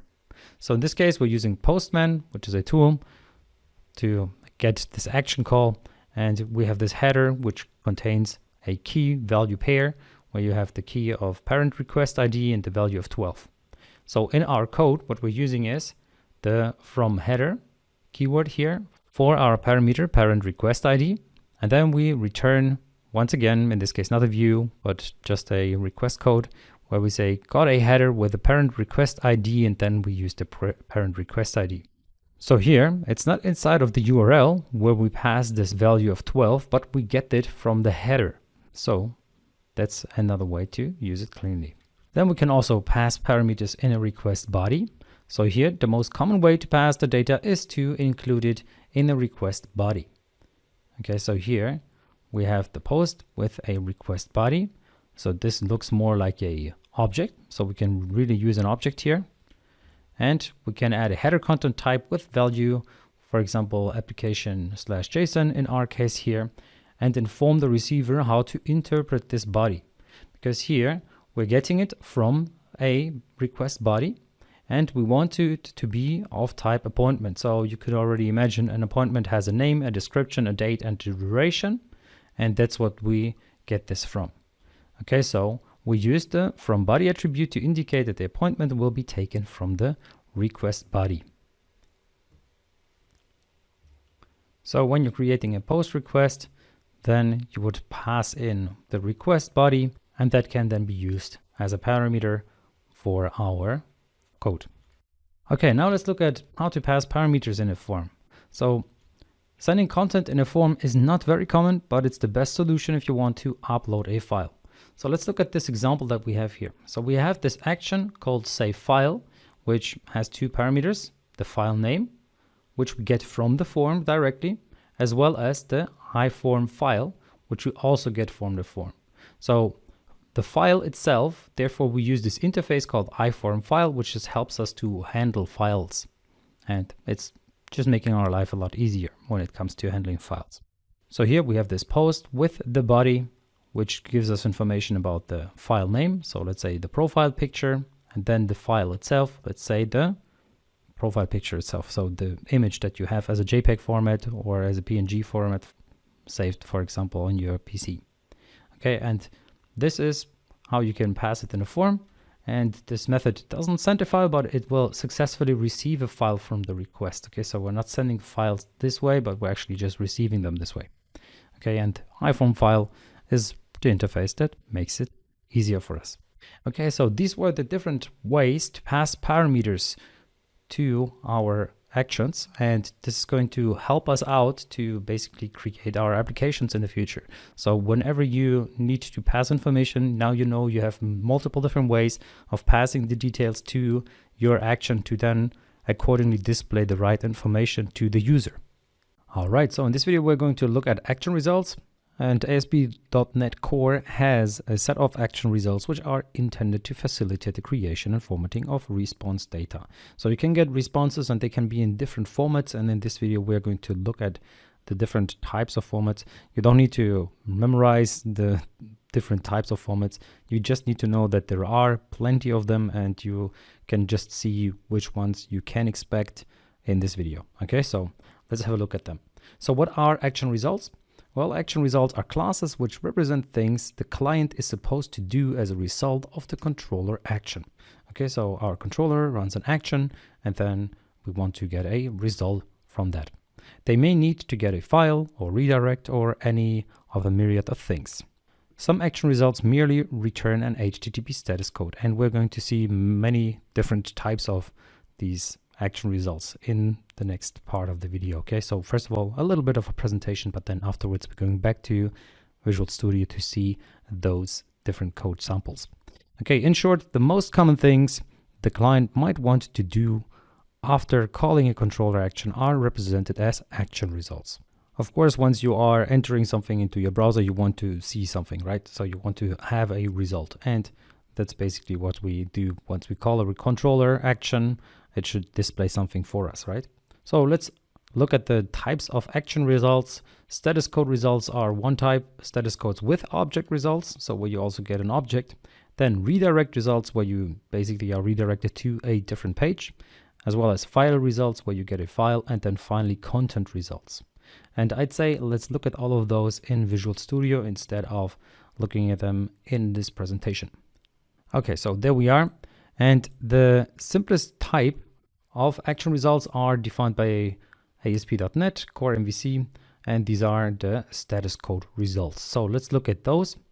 So first of all, so we have this OK result, and we saw it before where we used the OK result, where we just entered a string in here and displayed it once we called this action. So in this case, we called it OK result, but this is basically the result type it will give us. So when it's executed, it will produce an empty status 200 OK response. 200 OK means everything worked fine. So this was the status code of 200. Let's look at the status code of 201, which is a response with a location header. Okay, so this indicates the request has been fulfilled and has resulted in one or more new resources being created.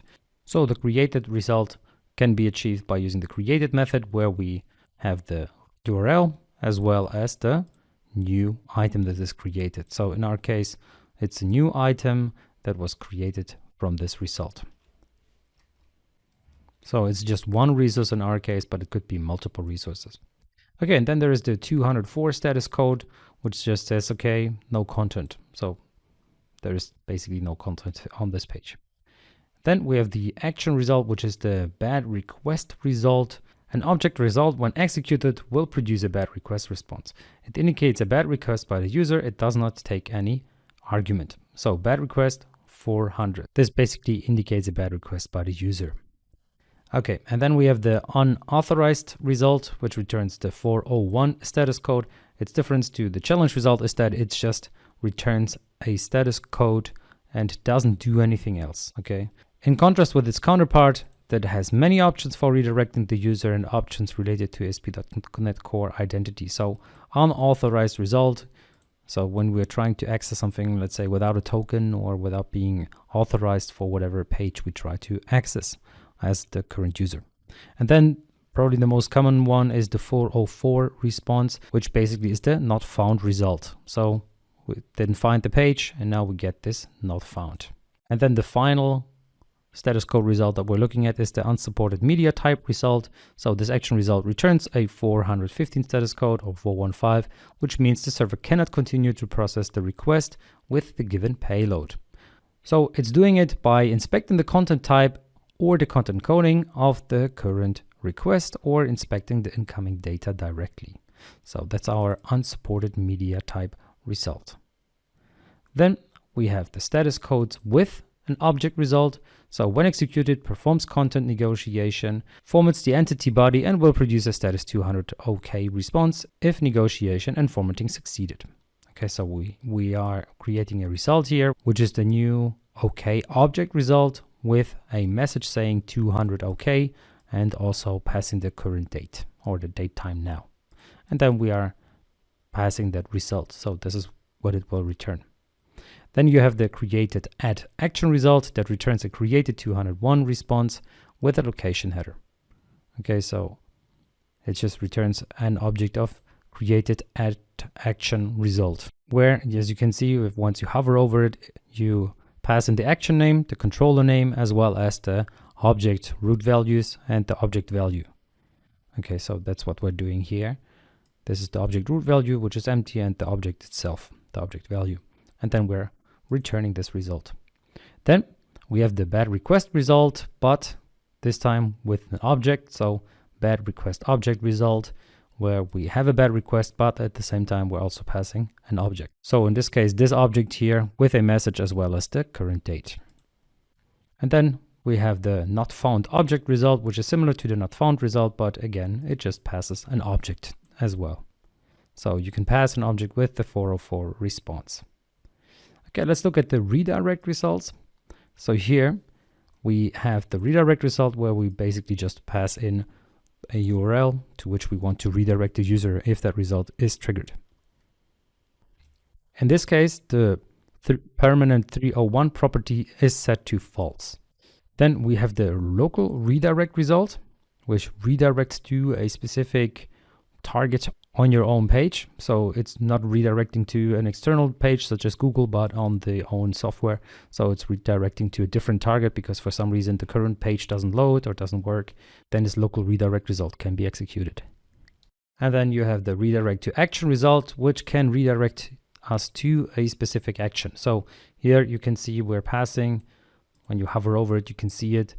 So it's the action name as well as the controller name. So inside of appointment, I'm passing the action target as well. So I want to get to that action with the controller appointment in this particular case. So that's the redirect to action result. Then we have the file result. So in this case, I'm using a file result to return a file. In my case, it's going to be a PDF. So here we're returning a file. So here, this is the path of the file and this is the type of the file. So it's an application file, which is a PDF. Then we have the file content result. In this case, we return the file as an array of bytes, as you see in the file content action result. So very similar, but here we're actually, well, we have this PDF bytes, which reads all of the bytes from the PDF and then returns the PDF bytes that we prepared as a PDF. And then we have the virtual file result. So use it if you want to read a file from a virtual address and return it. So here we are reading the file from a virtual address. And again, we're passing the type. So paths given to virtual file result are relative. So to the WWWRoot folder. So if you look at our Solution Explorer, it's inside of this WWWRoot folder. So we would have an extra folder here, let's say PDFs or whatever, and there we would put this PDF and we would make it available through that. Then physical file result is to read a file from a physical address to return it. So it's not a virtual address, but it's a physical address. So that's the difference here. And if you look at it, you need to pass in the file name again and the content type. So here I get the file name from iHosting environment, content root path with my path, which is again WWWRoot, downloads, and then PDF sample. So you would have to have a downloads folder, or you could call it PDF folder, or however you want to call this folder. And you will have to have it available in your WWWRoot for this to work. And then we have the content result. So in this case, we have the index, which we have seen before, right? We have seen our index action result where we return a view. So it renders a specified view to the response stream and displays that view then.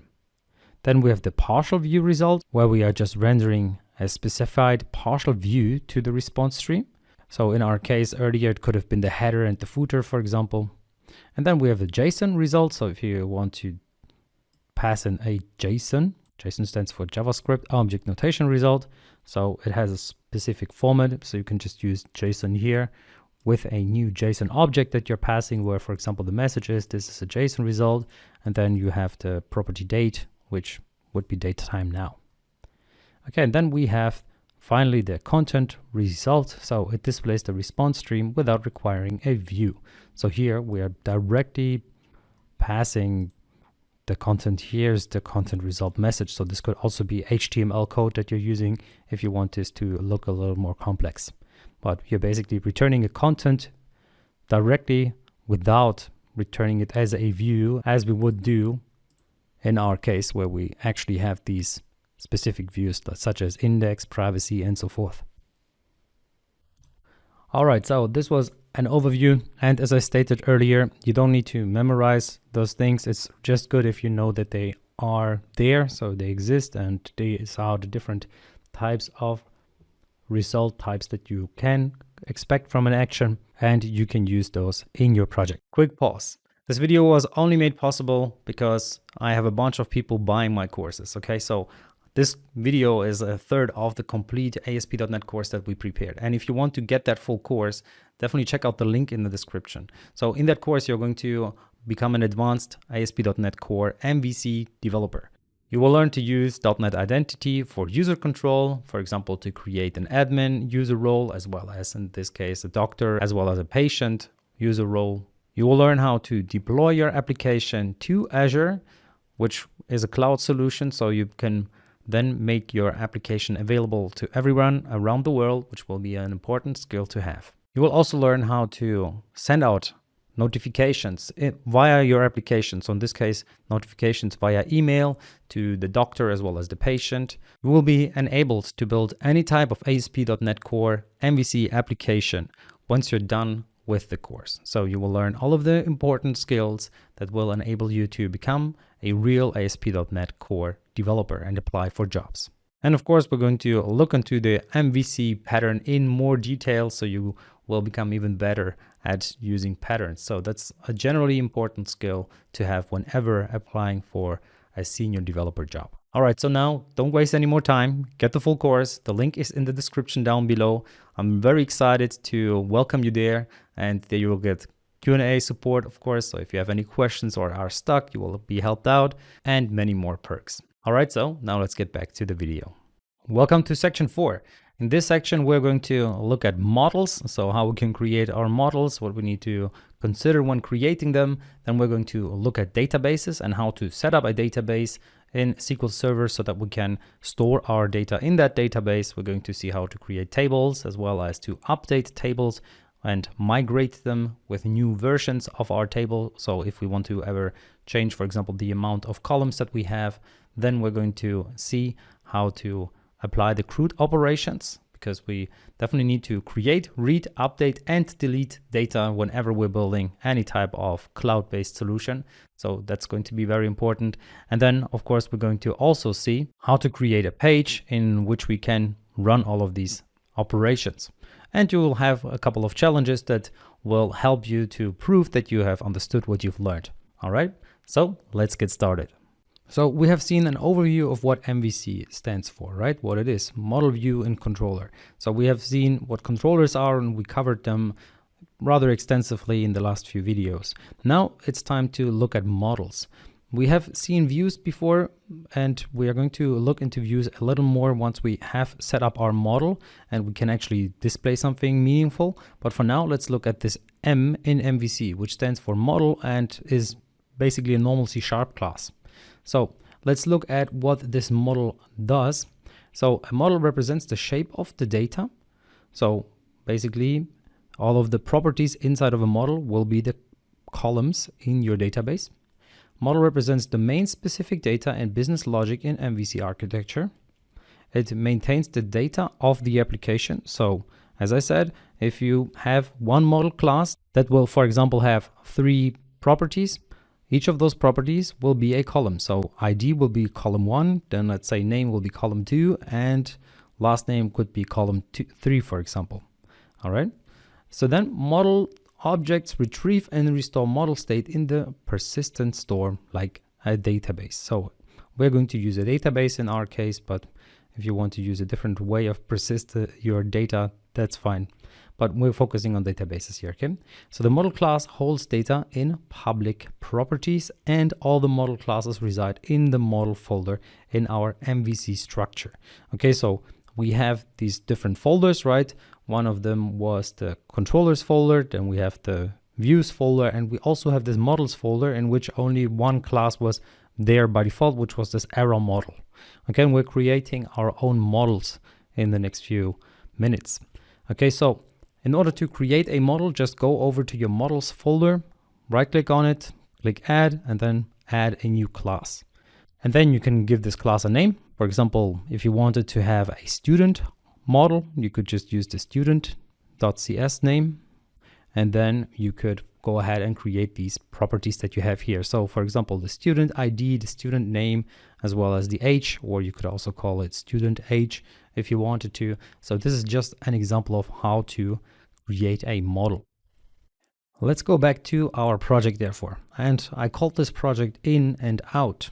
Basically it means what came in and what went out. So the idea was to make this little lend versus borrow application, right? Super simple, where you just can enter whatever you borrowed from someone or wherever you lended something to someone. Okay, so the difference between borrow and lend. So borrow is if you take something from another person, and lend is if you give something to another person. So we have a borrower as well as a lender. And I want to know who was the borrower, who was the lender, what was lended, and the ID. Okay, and maybe also you could add a date, for example, if you wanted to. But let's keep it simple for now. Let's go ahead and start with the model. So here I have this folder called models, and as you can see, we only have this arrow view model, but we're going to create our own model now. So let's add a new class. And this will be a default C# class. So I'm just going to call this item. Okay, so it will be an item that was borrowed or lended.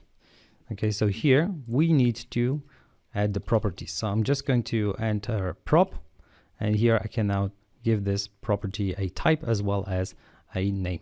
So I'm going to start with ID.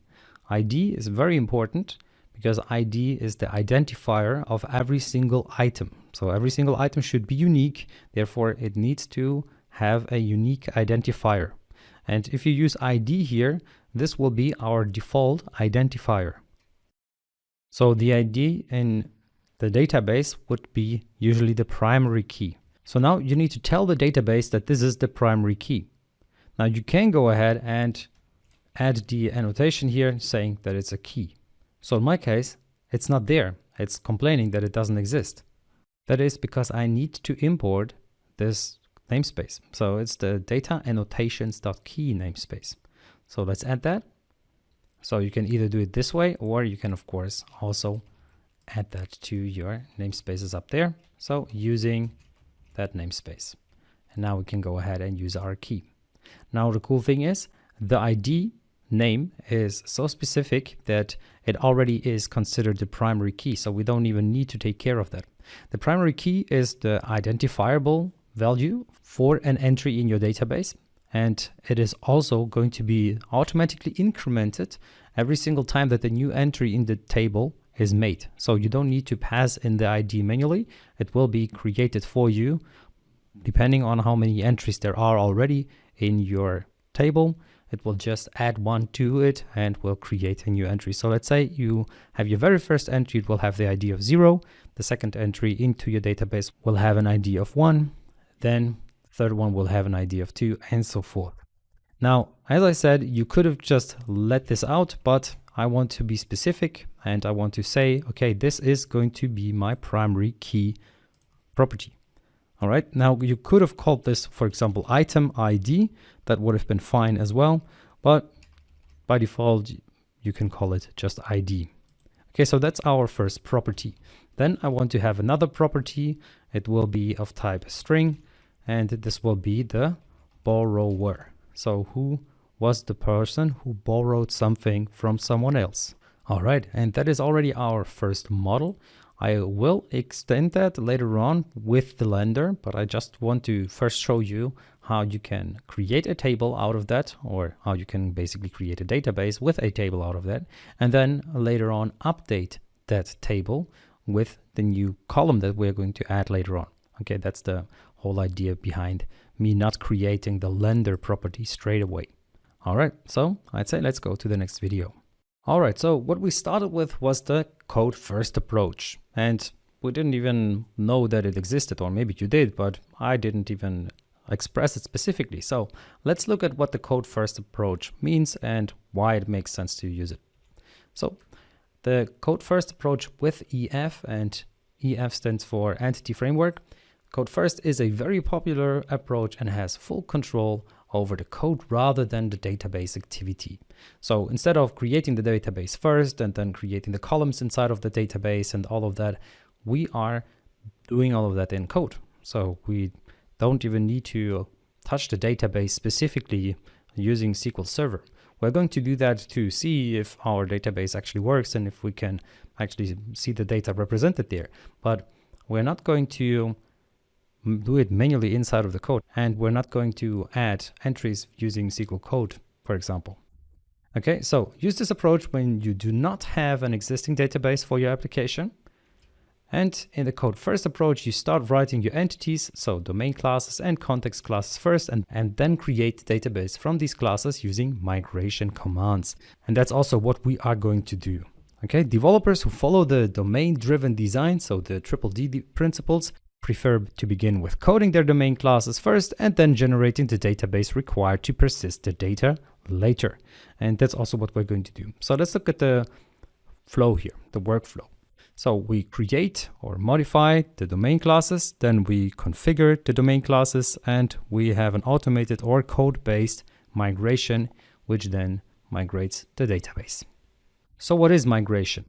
Well, when developing applications, the model is likely to change often as new requirements come to light. So that's exactly what the situation is that we have now. So we have our model, which we called item, and then in there we had the ID as well as the borrower, but we don't know who was the lender, right? So we might need to change that later on. And then if we later decide to also add a date at which the item was lended, then we would have to add another column to our database. And then maybe we decide later on to also add a deadline at which point the item needed to be back or needs to be back. We can add another column to the database. So as you can see, we constantly will need to update our model, and this means that our database also needs to be adjusted. It needs to understand that there is a new way of having to display the data or store the data. And that's where migration comes into play, because migration allows us to basically migrate our versions of databases. Okay, so the database needs to be kept in sync with the model, otherwise our code won't work and our program will not work correctly. So these migration features enable you to make changes to your code and then propagate those changes to your database schema so that it works correctly as well. So migration is a way to keep the database schema in sync with the EntityFramework core model by preserving data.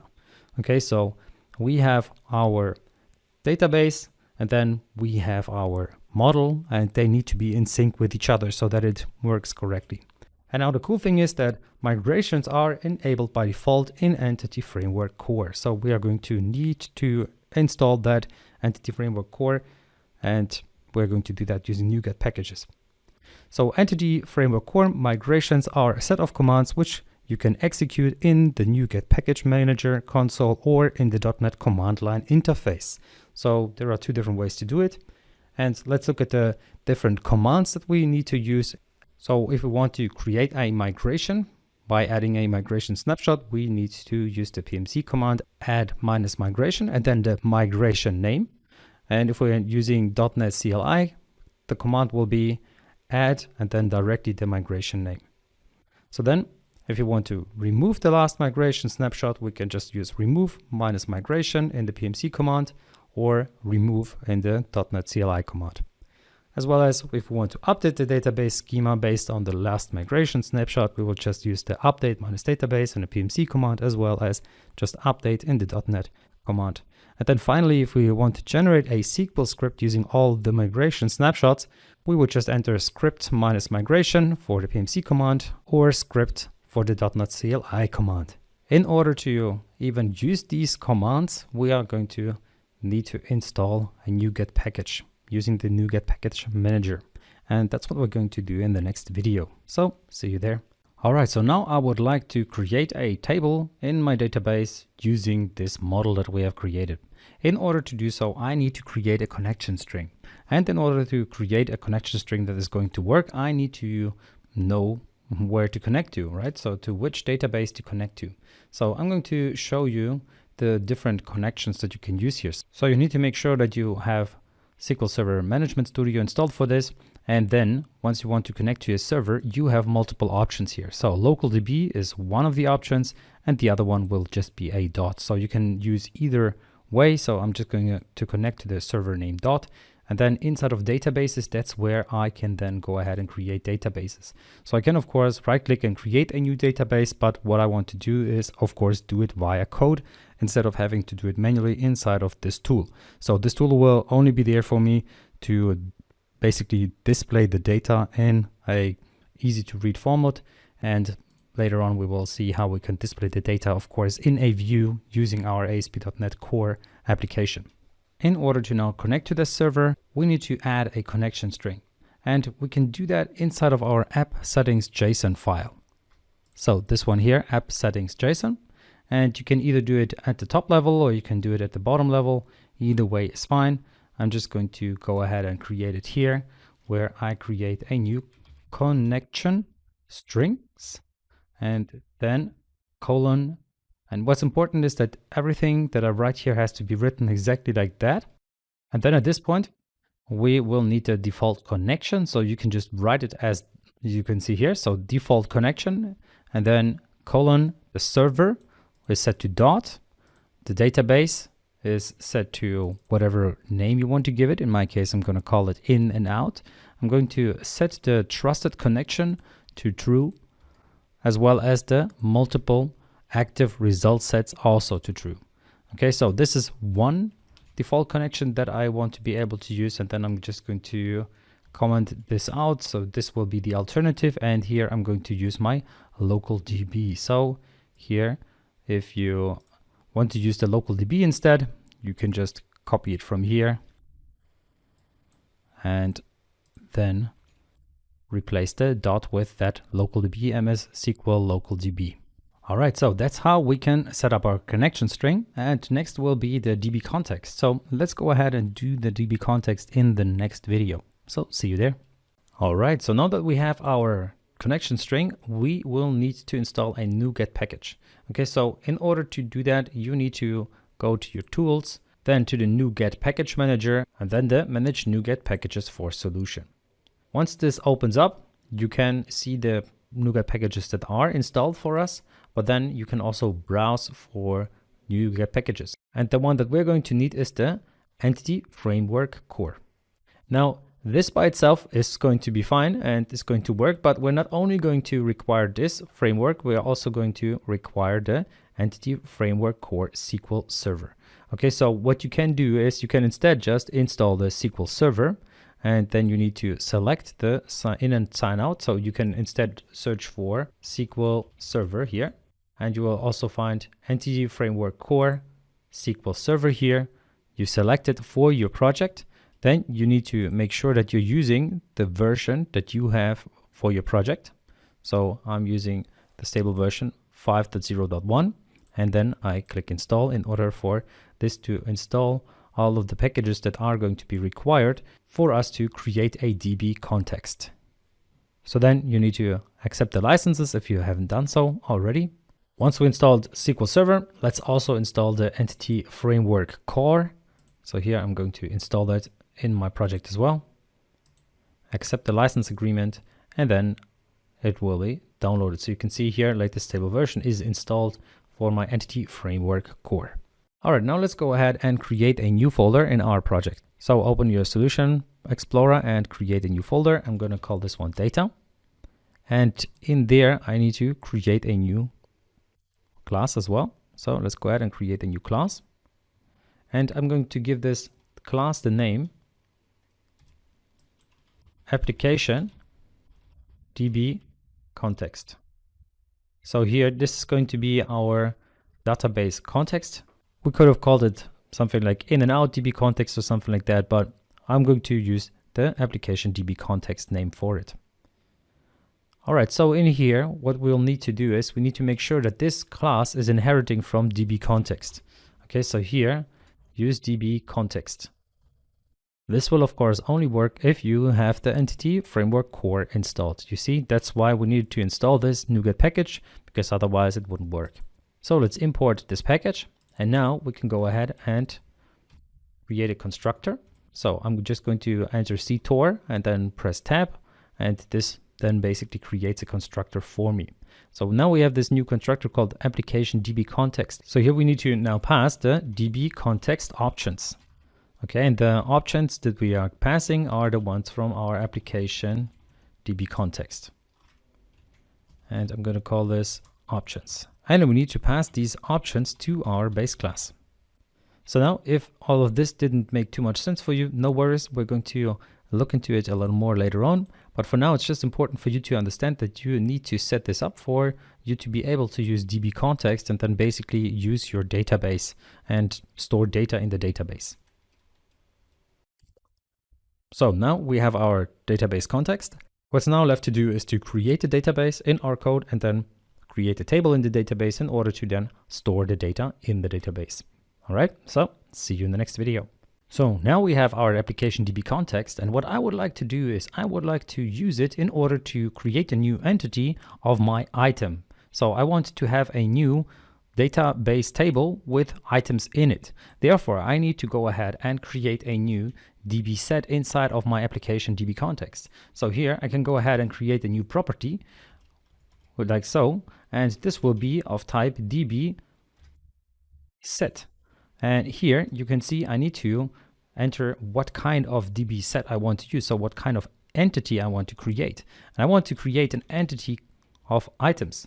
In my case, I also need to make sure that I have added this using statement here using in and out models. So this is the entity inside of our database. And this here is the table. And I'm going to call this table items because I want it to be full of individual items. So now I want my application to use this DBContext when it starts. And when you want to do something, when something starts, you need to do it in the startup file. So let's go ahead and check out our startup file, because here we need to make a little change in our configure services. So the services that we have as of now are add controllers with the views. But here I need to add another service which will take care of my database. So now the service that I want to add is the add DBContext service. Okay, so this one here, then you need to enter the entity, and it is our application DBContext. So application DBContext. Now, once again, I need to make sure that application DBContext exists in this context. So I'm going to add the namespace, and then I need to pass the options here. So I'm going to pass the options, and what are the options in our DBContext? Well, it's the ones that we are passing here. So we get them from our startup and we're passing them over here. So now we need to make sure that we set the right options. And the options are basically where I will say which database I want to use. Because you might recall that we created this connection string, right? Inside of our AppSettings.json file. Now I need to make sure that this connection string is used when we use the application DBContext, because it needs to use the database that we set up and the basically server that we set up. So it needs to know which server we want to use. So here I'm going to use options.use SQL server. And for this to work, I need to make sure that I use the EntityFramework core. So let's add that to our code. So now it of course needs to know which SQL server I want to connect to, and I'm going to connect to our default connection. Okay, so inside of my connection strings, I can set up multiple connections, right? But I'm going to use this default connection that we have set up, which is our server with a dot. Okay, so let's go back here and make sure that we use our default connection. In order to do so, I need to use configuration dot get connection string, and then I need to pass the connection string. So here, inside of quotations, I'm going to pass my default connection. So that way it will retrieve the connection string and it will pass the options to the SQL server. So that means that we can then get these options in our application DBContext and it can then do its work. So at this point, we are almost ready. So we have our application DBContext. We even set up the startup CS file. In the configure services method, we made sure that we have our connection string set up so that we now can basically use our DBContext, but we still don't have our database set up in the server. In order to do that, we need to understand migrations. And that's what we're going to look at in the next video. All right, so now let's look at how we can do migrations, because we need to migrate our database, and therefore what we'll need is to add another NuGet package. Okay, so we have a couple packages already. You can find them here under packages in your project, but the one that we are going to need is tools, because it allows us to then basically run migrations and directly do them inside of Visual Studio. Therefore, go to Tools, NuGet Package Manager, and then add the tools to your project. So here I'm entering tools, I'm just searching for them, and the one that I need is this Microsoft EntityFramework Core.tools. So I'm going to select my project here, and I'm going to install this to my project. Okay, and once it is done, we can go ahead and run migrations. So now it's really important that you ran this step, because otherwise you can't do the next step that we're going to do. So let's go back to our project and open the Package Manager console. So you can find it under Views, under Windows, and then here, Package Manager console. I'm going to put it at the bottom of Visual Studio. So here what you can do is you can go ahead and enter your commands that you want to run. So now at this point, one thing that you need to make sure is really that you have a comma here separating your connection strings. I didn't have that before, and that's why I might run into errors. So make sure that you have this comma just after the closing bracket, and then you can go ahead and add the migrations. As we saw earlier, this is one of the commands that we can run here. So for example, to add a migration, and now I need to give this migration a name. So I'm going to call this add items to database. Okay, so let me run that by pressing the enter key, and then as you can see, this file opens up. So here you can see all of your migrations. In and out migrations has been added to our project, and the migration that we just added was the add items to database migration. Okay, so this is a PowerShell class, and this is exactly the name that we have given it. And we can see that it's of type migration. And what happened here? Well, basically it created a table called items, and it has certain columns in that table. So one of them is the ID, and the other one is the borrower. Where do those come from? Well, they come from our item class, as you might recall. So we have this key ID, and then we have our borrower column.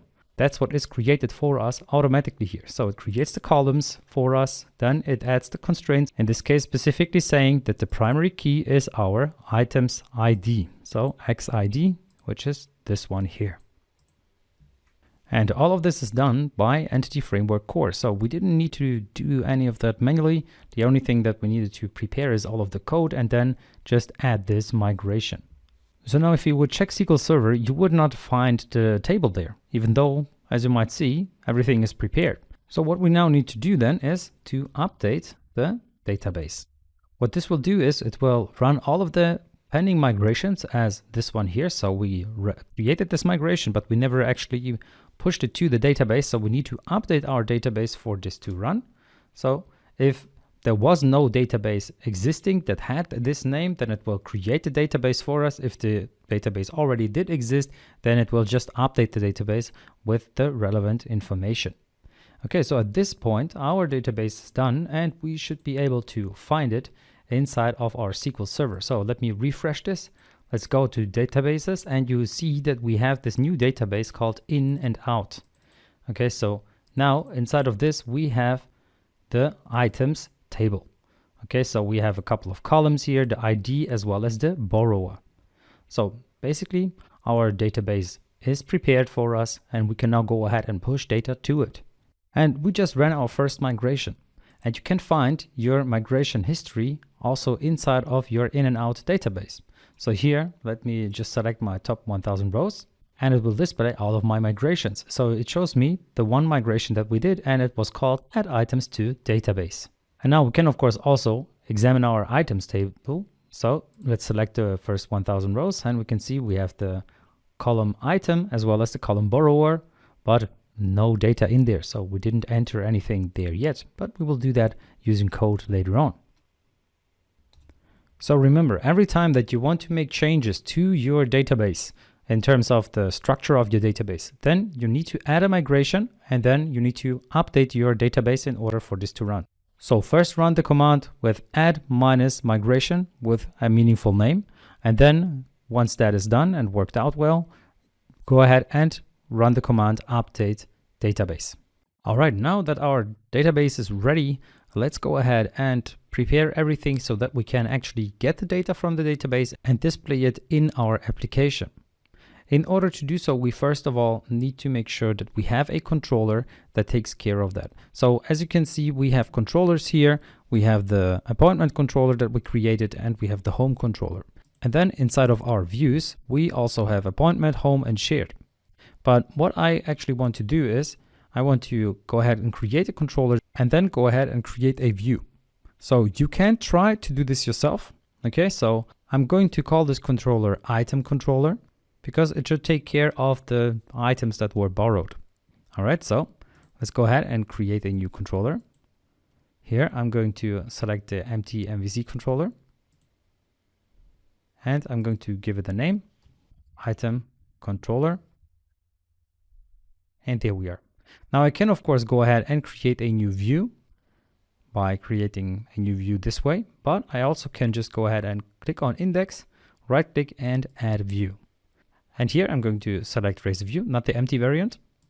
You can give this view a special name, and then you can select the template. So here, for example, create, you have then to also select the model class. So for example, the item that we prepared, and then you will need to select the DataContext class. That would be an option, but I want to use the empty variant without model, and we can make changes to it manually later on once we require them.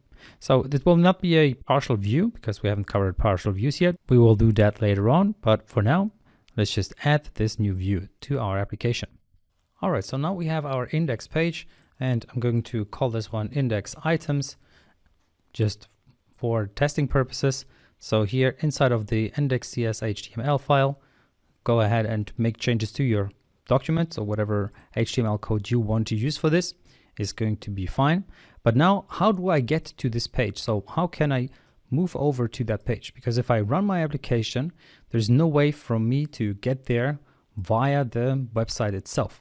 I can now, of course, access this page by entering the controller name, which was item, and then I can go to index, and you can see it opens this index minus items. But the problem here is that I don't want to enter the URL manually, but I want to have a button here where I can click on, and then it sends me over to this page. So how can I do that?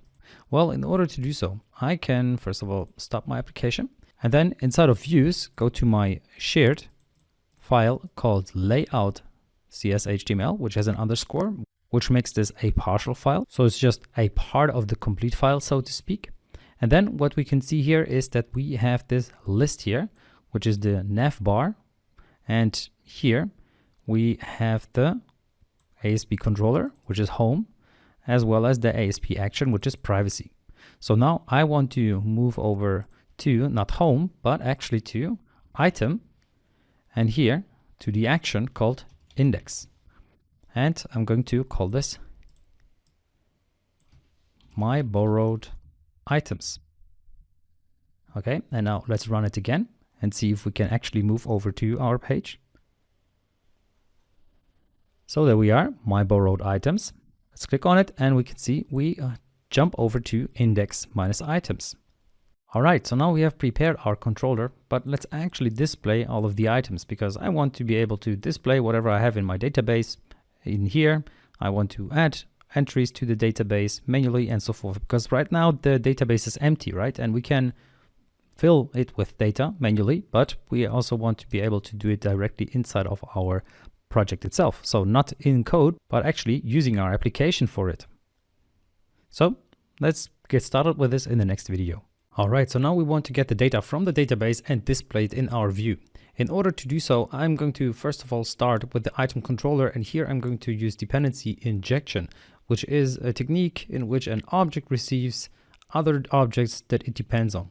These other objects are called dependencies, and in the typical using relationship, the receiving object is called a client, and the passed, so that is the injected object, is called a service. Okay, so we are going to use this concept, this principle, with just a couple of lines. It will happen in the background. It will all be taken care of by ASP.NET. We really don't need to do much more. So the cool thing is, first of all, we need to start with a new read-only variable here, or object, which will be our application DBContext. So that's the one that we created earlier. So this one here. Okay, so we will use this application DBContext, and I'm going to call this _DB. Now I need to import it. So need to add this line using in and out.data for this to work. And now we need a constructor from where we will then get the database context, so the DB context. So here inside of my startup.cs, as you might recall, we added the DB context, so the application DB context, which now allows us to use it directly inside of our item controller. So here, let me create a constructor with ctor and double tab. And here I can go ahead and set my DB, so my local application database context. And where do I get it from? Well, whenever this controller is created, the information will be given to it via the application DB context DB here. So that's what the whole point of the preparation was that we did. So we did a lot of preparation, we did all of the setting up and so forth. And now we can use the concept of a dependency injection here to do all of the cool magic that you will see in a second that it was done for us. So here I've prepared the local DB. Now we can use our database throughout this class, so throughout this item controller. And now inside of my action result, I want to retrieve the items from my database. Okay, in order to do so, I'm going to create a new enumerable, which will be of type item. And here we need to make sure that we're using the one from our models. And then I'm going to call this one object list, which will be our _DB dot. And here you can already find, for example, our items. Okay, so I want to have all of the items that are in my item database. And this is the way to do it. So now I can pass this object list directly to my view. And inside of my view, I can now go ahead and work with it and display the items that I have in my database. So now the cool thing is I don't need to have to worry about all of the backend stuff. I don't need to create an extra SQL query or anything like that. It's all handled by ASP.NET for us. So the only thing that we need to do is now to use it and to display it correctly. In order to test if this is actually working, let me add a breaking point here. All right, so let's run it. And now go over to our borrowed items. And we can see it jumps over here directly. And we can hover over the object list and we can see it's. And now press F10 to jump to the next step. In my case, F10 is already used by another software that I'm using. So I'm going to step over. And now let's hover over object list again. And we can see that it is our internal DB set item. So now if we want to display anything in there, let's actually add 2 entries to our database. So here inside of our items, I would like to add manual entries. Therefore, I'm going to add a top 200 rows. And here I'm going to add borrower Dennis as well as Frank. Okay, so now I have these 2 in there. Let's go back to our application. Let's run it again. And let's click on my borrowed items. And we can see it is null. So now let's step over. Let's hover over it. And it is our object list. Let's open it up. And now once I go to result view, you can see we have 2 entries here. Number 1 is borrower Dennis and number 2 is borrower Frank. All right, so as you can see, now we get our data already and we are passing this data directly to our view, which then can now go ahead and of course start displaying it. So if we jump over to our items folder inside index, here is where we now get the data and we of course now need to use the data and display it. So let's do that in the next video. Okay, so now we know that we get the data and we get the data in our item controller and we're now passing it over to our view, as you can see here with this object list, because in the last video we saw how object list is actually a list of objects that is coming from our database. So now what we need to do is to send it over to our index, or actually retrieve it in our index, because we are sending it already. But now let's retrieve it. In order to retrieve it, what we need to do is we need to add this add model statement here. And now I can create an IEnumerable here, which will be of my type, in my case, in and out dot models dot, and here we had our item class, this one. Okay, so now I say, okay, inside of my index CS.html, I'll fetch the data that I'm getting, and it's of type item. So it's of this model. You could have also just used item here, but it can lead to confusion if you have a bigger project. So it really makes sense to just have the full path. Then it's easier to find the direct file that you're looking at. All right, and now here we can go ahead and display the data.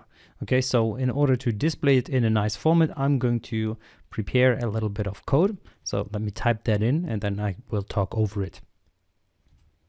So let's start with some basic HTML that I have here.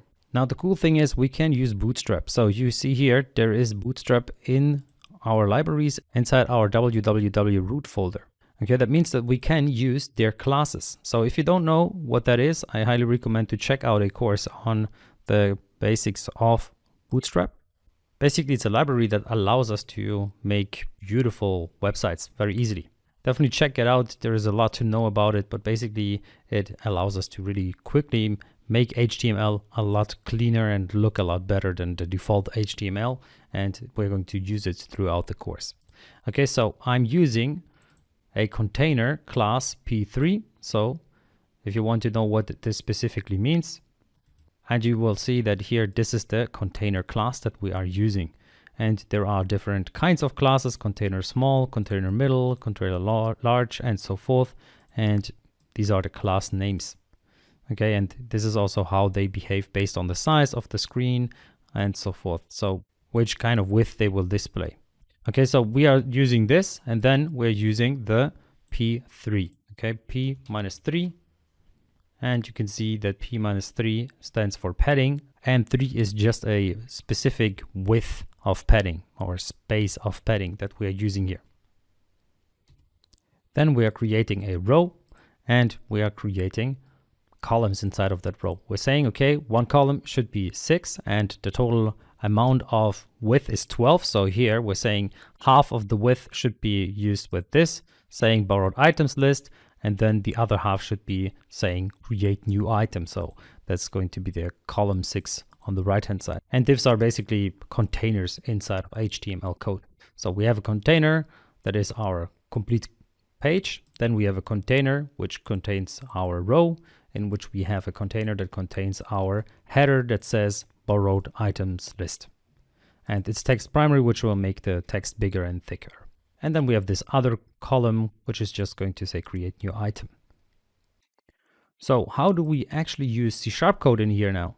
Because this is all HTML code. So how do we use C#?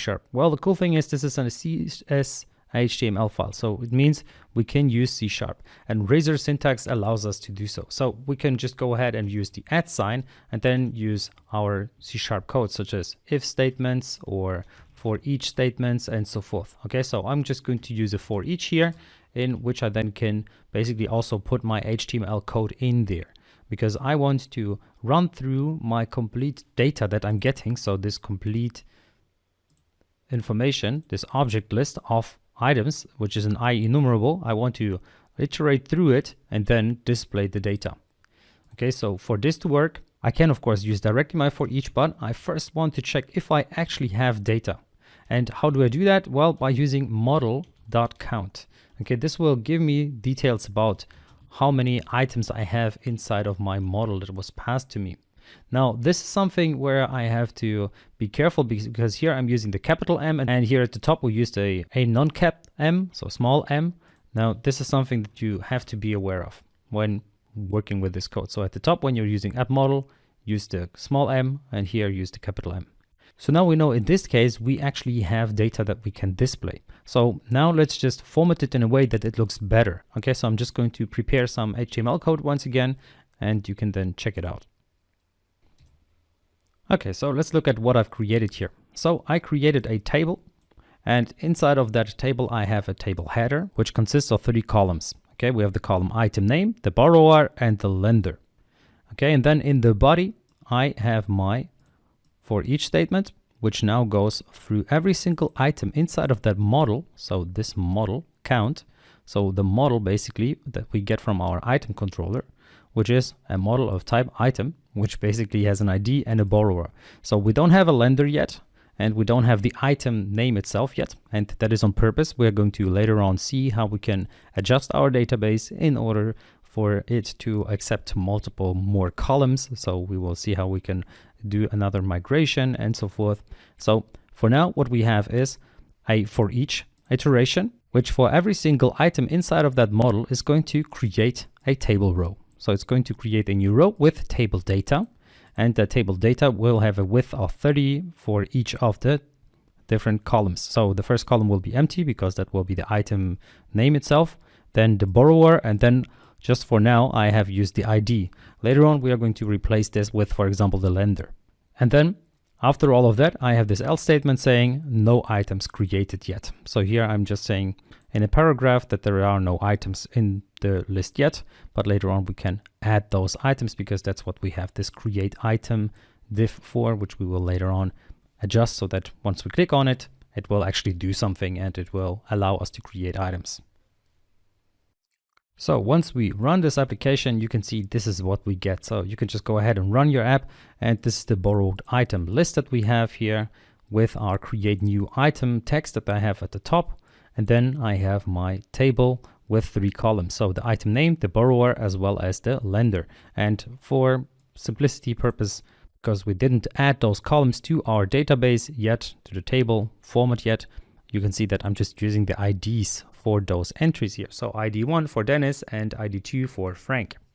You can also see that this has a certain design, and all of this design has to do with the classes that I'm using. So I'm using the class table, so it knows, okay, I want to look like a table. Then I'm using the table border, so it creates all of those borders around every single element. And then I have the table stripe, which makes this gray and then white iteration. So the next one will be gray again, the next row that I will enter, and then it will be white and gray and so forth. Okay, so the width of this is 100%, so it's basically just 100% of the available space for this page. So if I change the size of the page, you can see that all of this is adjusting itself as well, which is one of the strengths, of course, of Bootstrap. All right, so the next thing I would like to do is to be able to create new items. But before we do that, I would like to actually make sure that we have the lender property inside of our item.cs file, so inside of our model, as well as the item name. So we will need to update our database, and that's what we're going to do. All right, so now let's update our database, because for now it only has ID and borrower as the 2 columns, but I would like to have more columns. I would like to have the lender column as well as the item that was borrowed.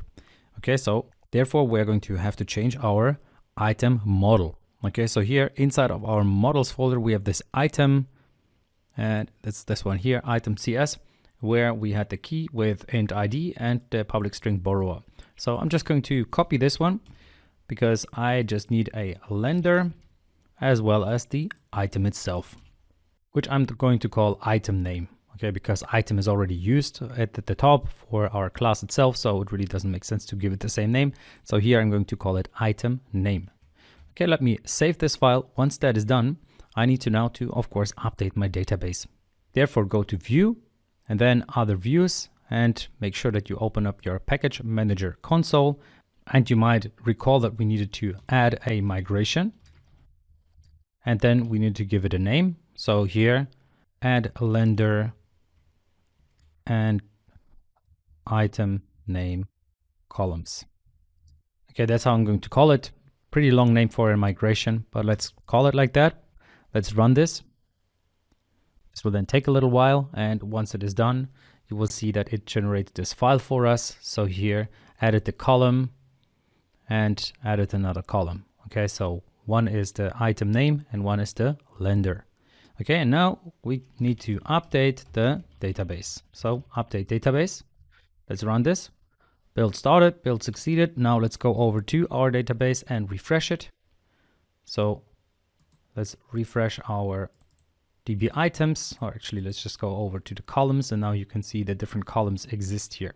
So let me select the top 1000 rows, and you can see that now we have an ID, a borrower, an item name, as well as a lender column. Each of them are null because our entries are empty. So let's change that real quick for those two. So now let's edit the first two entries. So here the item name, as you see, the order is not exactly the same of those columns as we have created them in. So here, for example, he borrowed his bicycle and the lender was Frank. Okay, now Frank, what did he get from Dennis? Let's say he got the darts from him, and we only have those two users in there. So as you can see here, Dennis and Frank are the entries that we have. Now a little challenge for you. Please adjust the code of our view so that it displays the data correctly. Okay, so I hope you tried it. So now let's start with the item name. So this will be add_item name, then the borrower, and then finally we have the lender. Okay, now let's test this.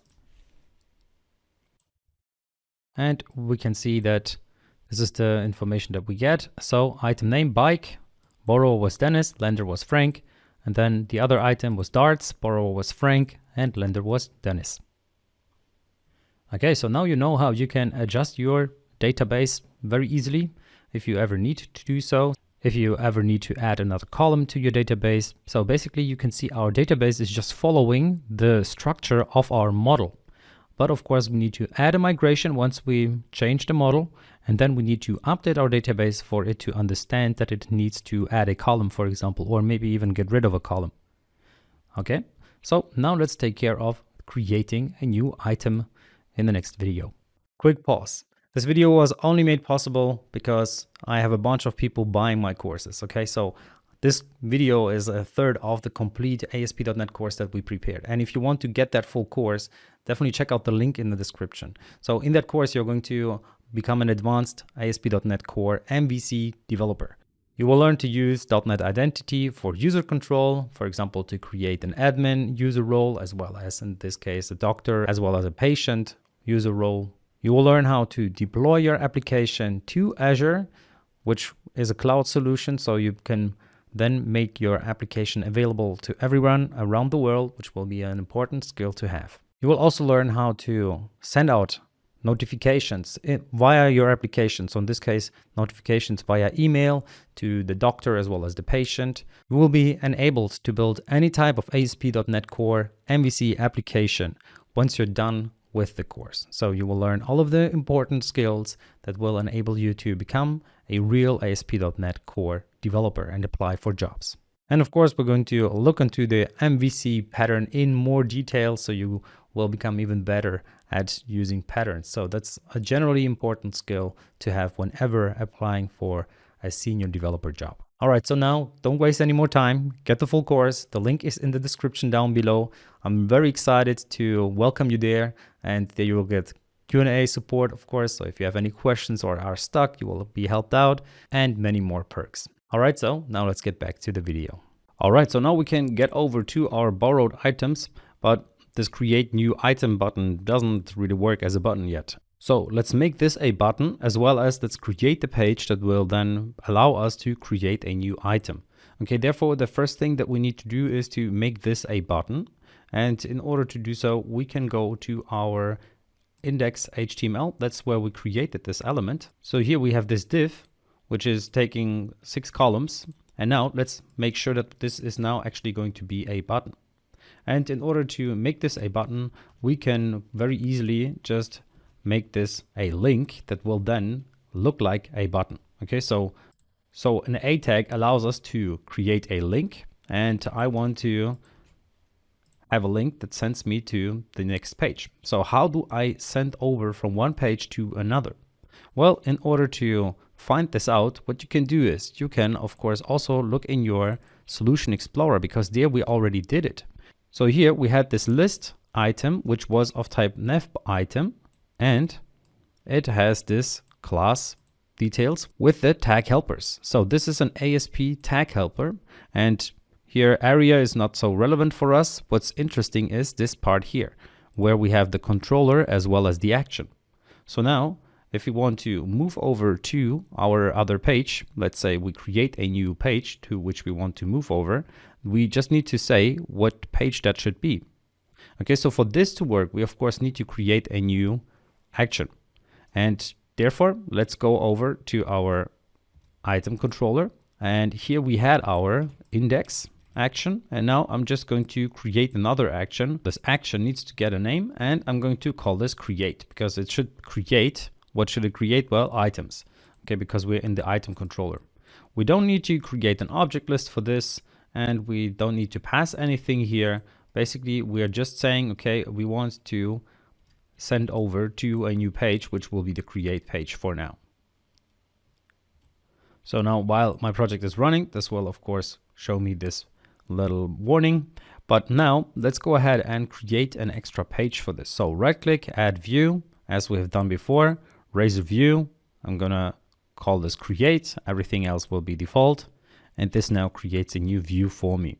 All right, so this new create CS HTML file has been created for me, and you will find it in the item folder. So you can see here create CS HTML as well as the index CS HTML. So they are both there. And now this is our new file. Now the thing is, what I want to do here is I want to actually also use the model, even though we are not passing anything. So if we look at our item controller, you can see here we're not passing any objects. So why would we need to have a model? Well, the thing is, when we are creating something, I want this something that we are creating to be of that type of the same model that we have used for our items. So I want to basically use the item model here. So what we can do is we can use that same statement here as we did before. So model, IEnumerable, in and out models item. Okay, so it will be the same model. So this part here we can take out, and now we can go ahead and design our page that should then allow us to create new items.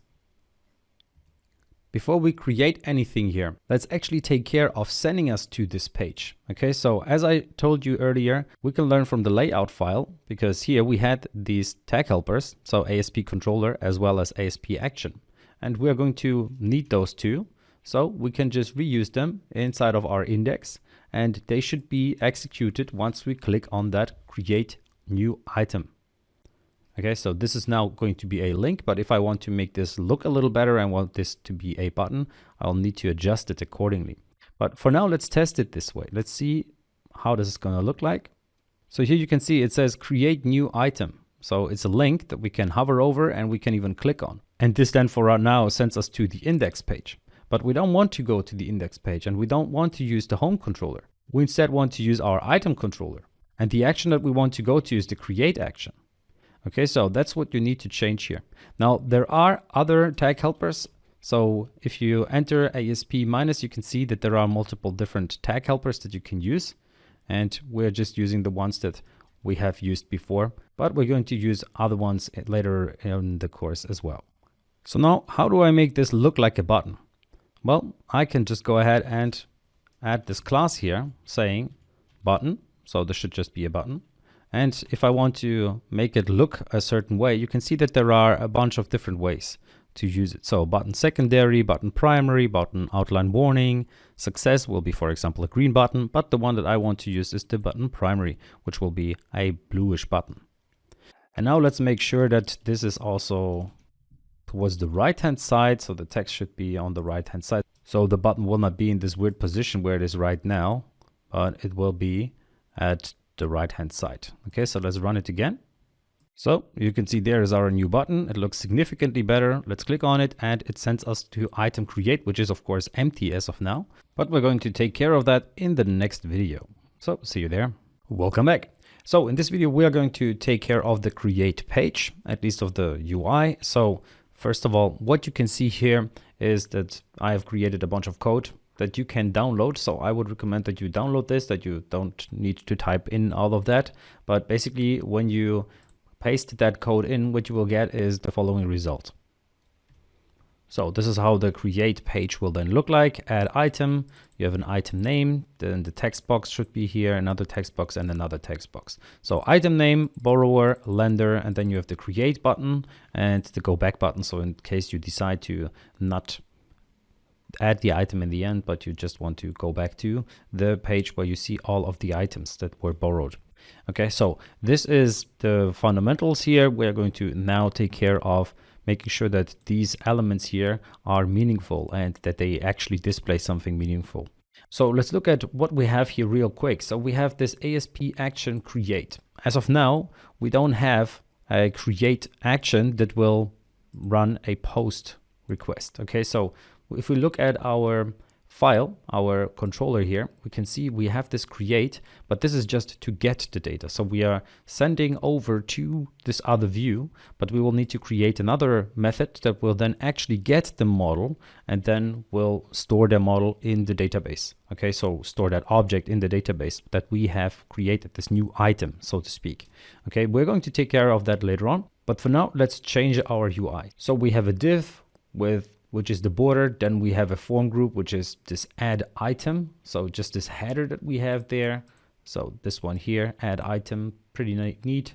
And then we have a row, which has all of the different columns. Okay, so we have the bigger column 12. So this one is going to take the whole width, in which I have a row, which then is these 3 columns. Okay, so item name, borrower, lender.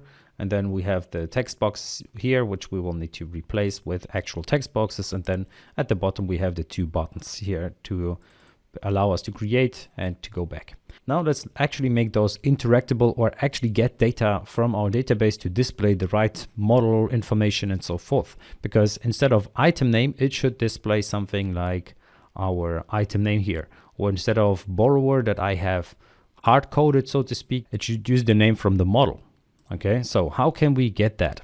So here right now, the names are hard-coded, and you could of course do so. But what if you actually want to use the names from the model? Well, that's the better way, and let me show you how you can do that. Now, before we can actually do that, we need to make sure that we're not using the enumerable here as a model, but we're actually just using the item as a model. Okay, so we copied it from our index.html, but here we actually needed to get the list of model items, and here we just need to get one particular item. Okay, so now let's go ahead and use the actual item name, and therefore what we can do is we can go ahead and use a label and tag helpers. So we are going to use the for tag helper, which allows me to now use, for example, the item name here. You can see it gives me the property name from my item, and that is this item name here. Okay, so now let's do the same thing for the borrower. So I'm going to now do this for the borrower as well as the lender. So borrower as well as lender. Okay, now if you run this, you will see one thing that isn't that nice. Okay, so let's look at it. So here, when we create a new item, it says item name. So this is something that you wouldn't want to display to a user. Now, the cool thing is we can use data annotations here in order to display something meaningful, which means instead of displaying item name, I'm just going to use a data annotation here, which will then allow me to give this item name, which is the internal name for this item in our database, a name that we want to actually display in an application. And the data annotation that we need to use here is called display name. And then in brackets, we can give it a name, and I'm going to call this item name. For this to work, you need to make sure that you're using system component model, and then you can use your display name. All right, so now it's going to display the item name, and maybe we don't even need a capital N here. So let's run it again, and we will see how this actually takes effect. So let's go over to our create item, and we can see it says item name now. So instead of the property name, it's actually displaying the display name now. Okay, now what is the advantage here? Well, the advantage is that we have a lot more control over the UI via code instead of our HTML here. Okay, so now that we have that out of the way, let's take care of the text boxes. And in order to actually add a text box here, what we can use is simply the input tag And this allows us to then define this for a specific entry. So in our case here, I want this to be for item name. So whatever we are inputting here should actually have an impact on the item name property of that model item that we have here. Okay, and then I'm going to give this a class so that it looks like a form. Okay, so then I'm going to do the same thing for the other text boxes that I want to have. This one will be for the borrower, and the last one will be for the lender. Okay, so now we have those three. Let's have a look at how this is going to then translate into our UI. So you can see now we have these text boxes here that we can now use in order to enter the data in there. So now let's take care of the create and back button. All right, so in order to do so, we need to have another input button here. So this time we need to add a type, and this will be the submit type. So this will actually submit the data then. And I'm going to give it a class so that it looks like a button. Then it looks like a blue button. So this is how you can do it with button info, as well as I'm going to give it a certain width. So here, let's say width of 75. Let's try that one. And then this will be our input, right? The value that I want to give this button is going to be create. So this should be the text that will be displayed there. Okay, so it's going to display create. Now for this other button, this go back button, I actually want to go back, meaning it will go to the index page of my controller, so of my item controller. So I can just get it from the layout here. As you might recall, it sends us over to our ASP controller item. So here, my borrowed items, let's go and use that. Now, instead of this being just this text, my borrowed items, I want this to actually just say back. And now let's add a design here. So I'm going to give it the class of button. I'm going to give this a button, and here we can use danger, for example. This would be going back and canceling the editing of whatever we're doing right now. Okay, now we don't need to use this ASP area, as well as we don't need to use this ASP controller item even, because we are in the same controller. We want to stay in the same controller, so we just need to say that we want to use ASP index. So this is something you can do if you don't want to specifically again state that you want to go to the same controller that you're already at. And ASP.NET will be smart enough to understand that, and it assumes that you want to stay in the same controller if you're not specifically stating the controller that you want to go to. And by the way, this class that we had here, we don't need that because you don't want to have two classes, otherwise you run into errors here. Okay, so this should send us back. Let's also give this a width. So let's say also 75, so that the two buttons have the same width. And now let's check it out. There we are. So we have the item name and the borrower and the create as well as the back button. Now we could center them so that it looks a little better. So let's take care of that as well. And I'm just going to use offset of 2 because the overall width is 4 per button, so to speak, and we have 12 in total. So if we offset it by 2, we center it basically, and then we get the following results. So we have the create as well as the back buttons here perfectly available on our page. So let's go ahead and test the back button, and you see it sends us back to our item page, which is the index page. So create item and back works totally fine. All right, so now we actually need to take care of the create button, and that's what we're going to do in the next video. Okay, so now let's take care of this create button, because right now, as you can see, it tries to execute something, but it doesn't really do anything. That's because we didn't implement the functionality for it. And therefore, we need to go to our item controller, because that's where we can take care of creating something. So if you look at this code that we have here, we have a method here at the very top, which says method post. And the action that should be run is the create action. Now, the thing is, if we look at our item controller, we have a create function already. This is an action that we could use, but this one is only the get action. So this is the get create. Okay, so we need to make sure that we also have a post create. Okay, so let's go ahead and do that. Let's just copy and paste it. And now we have this one, and it will be the post create. Now, if you want to post something, you need to transmit the data. You need to send it over. In our case, it was the item, and I'm just going to call this object.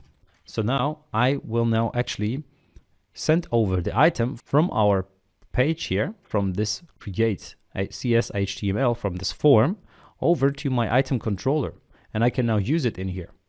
Now for this to work, I need to specifically state that this is an HTTP post.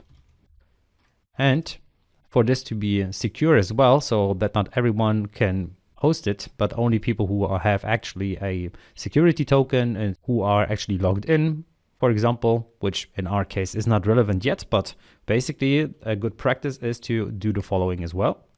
To use validate anti-forgery token. So what this does is it will check if we still have a token. It will only execute the post request if we are still logged in, so that the security cannot be tampered. Okay, so this is a way to make your application safer. Then what we actually want to do here is we don't want to then go ahead and just display a view or return a view here. What we actually want to do is we want to make an entry to our database. So how do we do that? Well, we can just go ahead and access our DB, our database. And here we have our items table. And in that table, we can now add something. And that's the power of the entity framework, that it really allows us to use these kind of things. So here we can now just go ahead and pass that object over to our database. At this point, the entry is not saved yet. So we need to make sure that our database also saves the changes. So save changes is what I need to execute at this point. And instead of returning to a view, I want to return to a specific action, to my index action, which will then by itself return the view with the new list of objects, because I want to make sure that the new lists that I have added something to actually also displays the newly added item. So in order to do that, we can use another method here, or return another method here, which is called redirect to action. So it's this one here, where I now just need to define which action I want to redirect to. And because I want to redirect to the same controller, I only need to specify the action name. As you can see, there are multiple overloads here for this method. If you want to check it out, there are plenty of overloads. As you can see, the action name or the controller name and the action name, then the roots and so forth. So there are a lot of different ways how you can actually use this redirect to action. But as we are in the same controller, we're just using index here, which will then execute this action. Okay, so now let's add a breakpoint here to actually test this. So I'm going to insert a breakpoint. And I'm not using shortcuts here because of my software that I'm using to record the video. So let's run this and see if this is actually going to work for us. So there's our software. Let's add the borrowed items, create a new item. And this one was, let's say, dartboard that was borrowed. And the borrower was Michael and the lender was Frank. Okay, now let's go ahead and create that. And you can see we're hitting that point here. You can hover over your object and you can actually see that the borrower is Michael, the ID is 0, the item name is dartboard, and the lender is Frank. So this actually works, but the point is at this moment, it's not saved in the database yet. So let's go over to the next step and you can actually go over to your database to check it out. So here in DB items, select tab 1000 rows, you will see there is no new item there. Now let's go to the next step. Let's actually save the changes. Let's refresh this. And we can see that now Michael, dartboard, and Frank are actually in our database as well. Now let's actually see if it sends us out to another page. And we can see we're back at this page where it actually also displays the dartboard, the borrower, as well as the lender. All right, so now you see how you can basically create items. You saw how you can display items, and what is now of course going to be interesting is how to edit them. So update an item as well as how to delete an item from the database. Okay, so that's what we're going to do later in the course. All right, so now you might wonder, how is that even possible? So what happened there? How did all of this happen? Well, the cool thing is, if we look at our create CS HTML, here we used ASP4, which allowed us to specifically say we want to specifically post this information to our item.itemName. And here it's item.borrower. So basically ASP.NET Core took care of all of the background execution. So we didn't need to do any of that. As you see, we just needed to set everything up at the beginning, but now it just helps us to take care of the database so easily. We don't need to do any SQL coding or anything like that. It's all done for us with a super easy way. All right, I really love this. And yeah, let's go ahead and see you in the next video. All right, so now I have a little challenge for you. So you should apply everything that you have learned so far. In the specific example, I want you to create an extra page here, so meaning an extra controller, which will allow us to display our expenses. So it should be called something like My Expenses, and then once you go to this page, you will see something like we have here, so borrowed item list, but it will be expenses. So you will only need 2 columns. For one column, you will need to enter what the name of the expense is, and then the other column will be the amount that this expense that cost you, or how high this expense was. Okay, and then of course there should also be the capability of adding a new item. So of course, once you add a new expense, so to speak, and then here you will of course also only need 2 entries. So you need to create a new model. You need to make sure that you have an extra table in the database. Basically, I want you to build the same capabilities that we have built so far. And we are not going to do the validation, for example, making sure that it is in fact a number that was added as of now, but we will take care of that later on. So in the next chapter, we're going to look at validations as well as server-side and client-side validations and so forth. So yeah, we're going to do that later on, but for now, this is your challenge. So good luck with it. Please really take the time to try it, even if it takes a little time, but you can really get inspired by the code that we have built so far. And this should definitely help you to achieve this functionality. All right, so good luck. All right, so let's get started and build the solution for our little challenge. The first thing that we'll need to do is to create a new model. So I'm going to add a new class in here, and I'm going to call this class expense. All right, so what do we want to have in here in terms of properties? Well, we have the expense name, so string and expense name, and then we have the amount. So here I'm going to call this amount, and of course we will need an ID, which will be our primary key, and therefore we need to make sure that we have data annotations in our used namespaces. So basically you could just get inspired from this item.cs file. Now what we can of course do is to add a display name here as well for our expense name. So display name will be in my case expense. So in order to use display name, therefore we need to make sure that we have component model available. So there we are. And now the next thing that we need to do is to create a new controller. I'm just going to go ahead and create a new controller here, which I'm going to use the MVC controller empty and give this the name of expense controller. And I'm going to copy everything that I have in my item controller. So basically just copy everything from here. Okay, so let's go ahead and replace this part. So we have the application context DB. Then we need to make sure that this is called expense controller.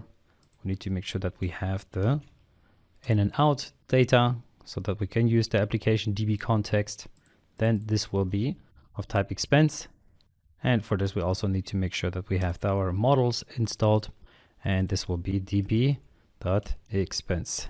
which of course now also needs to be set up inside of our application DBContext. So here, db set item, this will be of type expense. So, and I'm going to call this expenses. Now we need to make sure that it's db expenses here. And this was of type expense.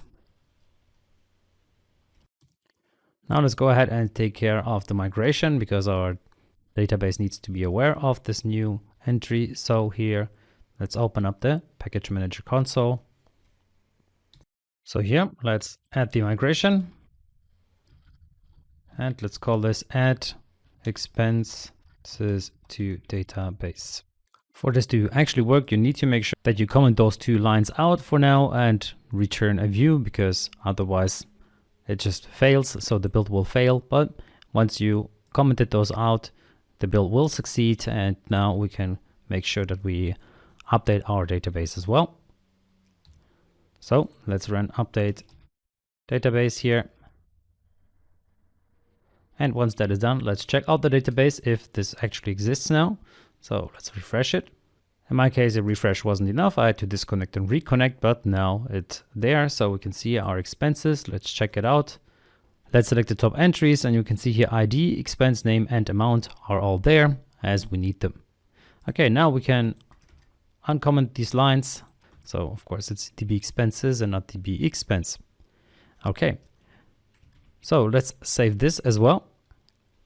And now let's take care of the views. So I'm going to basically copy item here, and I'm going to rename this. This one will then be expense, because that's also the name of our controller, right? Expense controller. So the folder should be called expense. And now let's look at the create page.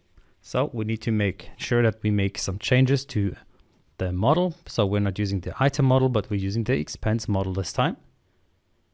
Then we should call this not add item, but add expense, as well as this will be then the expense name, and this will be the amount. So now we can get rid of this line as well as this one here. So we don't need those extra columns. This one will be as well the expense name, and this one will as well be the amount.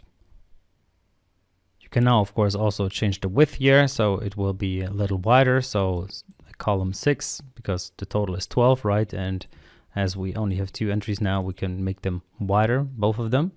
And on top of that, we need to make sure that we check our layout CS.html, because we need to add a new list element here. So another nav item.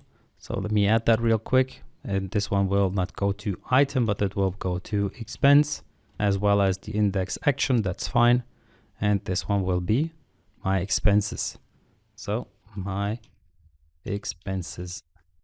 And now inside of our index.html, and I'm talking about the index.html of specifically our expense controller. So you need to make sure that it's actually this one here. So inside of the expense folder, you have the index.html. That's the one that we need to change. So here, instead of using an IE enumerable of type item, it should be of type expense. And then of course it's not borrowed item list, but it should be expenses list. Expenses list is the overview. It should not send over to item, but to the expense controller. And there to the create action, that's fine. And the text should be create new expense. So the next one will be to make sure that we're displaying the right information. So we're not showing the borrower anymore. We are showing an expense as well as the amount. And then accordingly, we need to make sure that we are not running through items, but through expenses. So I'm going to call this expense. And therefore I need to make sure that here I'm talking about the expense name and the expense amount. We don't need to have the third column here. This one will be 50%, this one also 50%. And now let's check it out. Let's see if this is actually going to work as intended. So there we have our expenses. So my expenses, no items created yet, which is fine because we haven't created any expenses. Let's say this one is rent, and let's say it's 600. Let's create this entry, and we can see now rent with the amount of 600 is there. Let's create another entry. Let's say barber shop, and that was $15 or whatever. Let's create that, and we see it's there. Okay, now we can also of course double check our database if it's available there. So let's execute our SQL code, and we can see both of them are there. So rent as well as the barbershop are there. Now you could of course go ahead and extend this functionality so that you actually have a final total amount at the very bottom, which takes the values here and then displays the total amount at the bottom. But that's something that I can really leave up to you. And yeah, that's already it. That's the challenge. So now you see how you can basically create your very own kind of list for this. Of course, we don't have a validation here yet. So let me check this, test and E. Let's create this. And well, it shows, at least in German, geben Sie eine Nummer ein, so enter a number. So you see, even here, it's smart enough to understand that our model expects a number here, so we can't enter a string. So that's amazing. That's even easier for us. But still, we're going to look into validation a little more, and of course, into how we can edit or delete certain entries. So see you in the next chapter. Okay, so before we do the updating and editing functionality, let's look at validation first. So once I create a new expense, I can enter values here. So this has to be an integer, right? It is defined in our model. That's why that's the case. But I can enter negative values as well as positive values. If I want to limit that, I can do so. And if I want to make sure that expense is in fact not null, so I can go, as you see, create it even if it's empty, I need to add validation. So I can either do server-side validation or client-side validation. And in this video, we are going to look at both sides of it. Okay, so the first thing that I will do is I'll go to my expenses.cs. So as you see, we're working with the expenses.cs, not with our items. This is the one that we had from the challenge. So I hope you follow the challenge. Otherwise, you won't have this in your project. So definitely make sure that you try the challenge for yourself and then check out the video in which we finished the challenge. And here we can work with annotations once again. So we used the key data annotation, we have used this display name, but there are other options that we have here. So for example, if I want to make sure that the expense name isn't empty, so the user has actually entered something, I can add the required statement. So here, I'm just going to add required.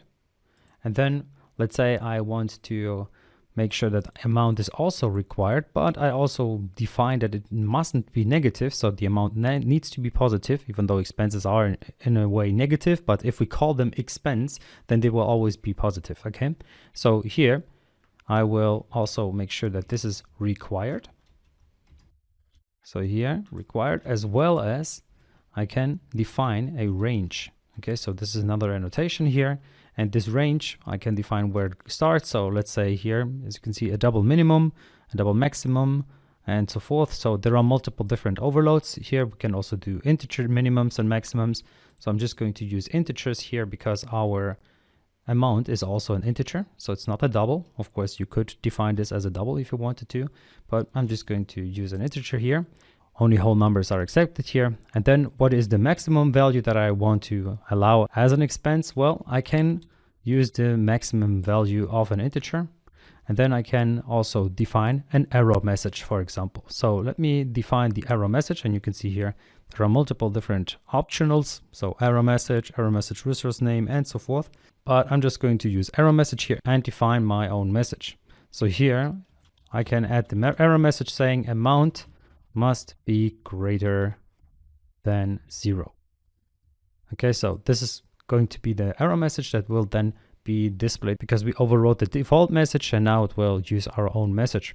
But of course, this is not it. We also need to make sure that this will actually be displayed.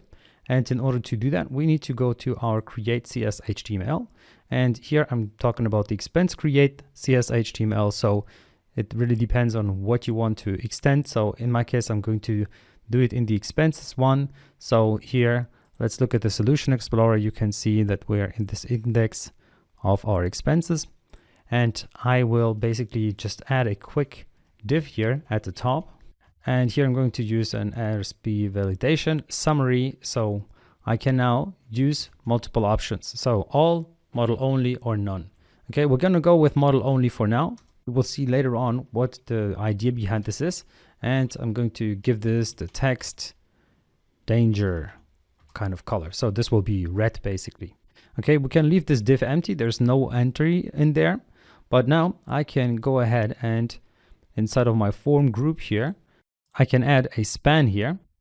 So the span will be, for example, ASP validation 4. And in my case, it's the expense name. And I give it a class of text danger once again. So it should be also displayed in red. So what this will do is it will basically show the error message underneath my input object or input element of my screen. And now I do the same thing for the amount. So here I'm just pasting in the code as well for the amount. Now, this by itself will not do the trick. So we need to make sure that we also go to our controller. And in this case, it's the expense controller. And here, in this action that we're currently in, that's the create action, right? This post create action. And that's where we are then creating the element. So we are currently not checking if what we're entering follows any rules or any guidelines that we have defined. At this point, we're just saying, okay, whatever you get as an object of type expenses, just add that to the database and save the changes. Okay, we're doing nothing else here. So what I instead want to do is I want to check if the model state is in fact valid. So there is this model state that we can use, and it allows us to check if something is valid, and it allows us to check if the entry is valid, which means it will then check whatever we have defined here in our expenses. So for example, that it is required, it will check whether it's the range is set and so forth. Okay, so then in here, I just want to run my code. So the same code that we had here. But of course, we need to have another return statement here. So here I'm just going to return the object, and we can then do with it whatever we want later on in that view. This then allows us to display object information if we want to. Okay, so this now will allow us to do server-side validation. So before we look at client-side validation, let's actually check this. Okay, so I'm going to add a breakpoint here, and I'm going to run my code and see if our expense tracker, our expense software, so to speak, is actually doing what it should. So there we are. Let's go to my expenses.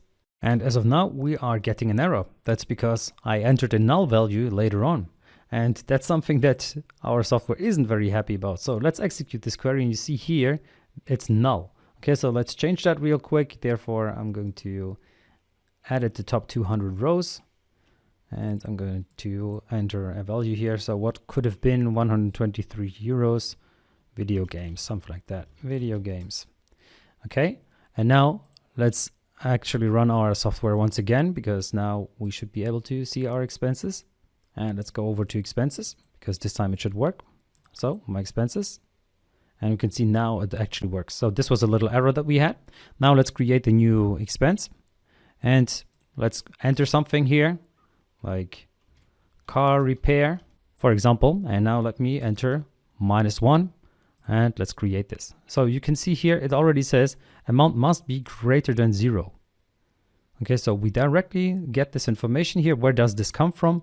Well, if we look at our create CS HTML, we have this span, which is the ASP validation for the amount. Okay, and we defined this as model only. Now let's change that to all, for example, and let's run our application once again and test this again. Okay, so let's go to expenses and now create a new expense. And now let's add -1 here and leave the expense name empty. So now we can see the expense field is required, as well as amount must be greater than 0. Okay, so this is what this validation summary all adds to us. So this is this div here at the top, which basically displays this error message.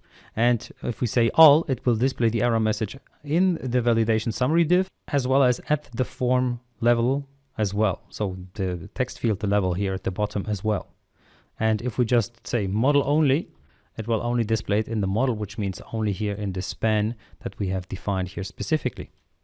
And of course, we want to have the breakpoint at this level here. So here at the if statement level. So make sure that you have it there when checking. So let me check once again. So let me create, and you can see it jumps over to this level. And now let me check here. So here we can see that the validation state is invalid for the amount as well as the expense name. Okay, so it checks it on the server side for us. And that is of course because both of them are empty. So the expense name is empty as well as the amount is empty.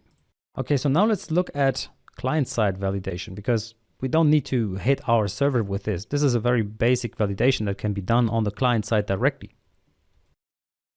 In order to use this, what we can do is we can go over to our create CS/HTML, which is the one for our expenses. Okay, so we're in the same one.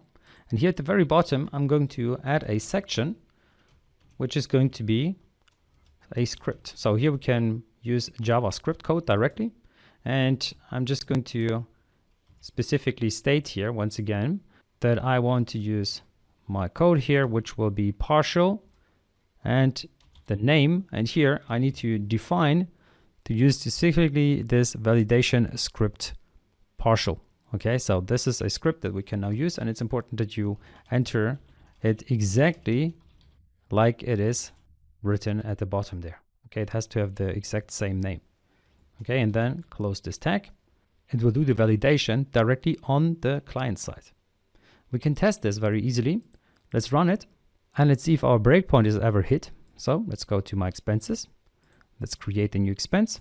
Let's create it, and you see the expense field is required, the amount field is required, but it's never actually hitting our server-side validation. It's only hitting the client-side validation. We can see that in two levels. One of them is that a server-side check is never done, so it's never checking our server-side entries. So you can see now it's done on a client-side level. We can see that because it's never actually hitting our breakpoint that we have defined. Okay, so we created this extra breakpoint in our expense controller here, but it's not even being hit at this point because it's not doing the server-side validation. It's doing the client-side validation for us, so it doesn't even need to jump to that point. Now there's one more thing that I want to quickly show you, and that is that you don't need to have this line here. So you can comment it out, it's no problem, and it will still work the same. This is just for you as additional information that you know, okay, you can have this top level where you can specifically define a validation summary at a specific level of your view. You can define where it is, and you don't need to specifically say that it's model only. If you have the span here with ASP validation for a specific property, this will be sufficient and will do the job already. Okay, so that's it for this video. See you in the next one. All right, so now let's take care of deleting entries. So I want to be able to display a delete button, and then that button should send me over to a screen where I have an overview basically of the screen, where I have an overview of the expense, and then I can click the delete button or go back. So this is at the same time like a confirmation that we're doing here. Okay, so inside of the index.html, and here you need to make sure that it's the index.html of our expense, because that's where I want to do it. So here I'm going to add another table data, so another column, so to speak. And this one will be the delete button. So here, let's say these two should be 30%, and this one will be 40, something like that. And in here, I'm just going to add the anchor tags. So let me go ahead and add those. I'm going to basically use this here that we have done before. So this will be our tag that will send over to create. Well, we will need to change that. This will be to update, and then another one will be the delete. So here, this should just say something like update, and the other link will be to delete. So we will need to create these two actions later on, but for now we just set them up. What we can also do here is, of course, make this red. So this delete button will be red, the other one will be blue. Now there's one thing that we definitely need to add here, because how does our software know what we want to delete? Because we don't pass any ID to it. But where do we get the ID from? Well, the cool thing is we get it from our expense here. So as you see, we get the expense name as well as the expense amount, but we also get the expense ID, which is our primary key, which then means that this individual element is unique. So we will definitely know which element we have here. So in order to define this, we can add another helper here, ASP root, and then we need to enter the name of the element, and I'm just going to use ID here. So it will be our expense dot ID here. And herefore we need to make sure that we are using the @ sign.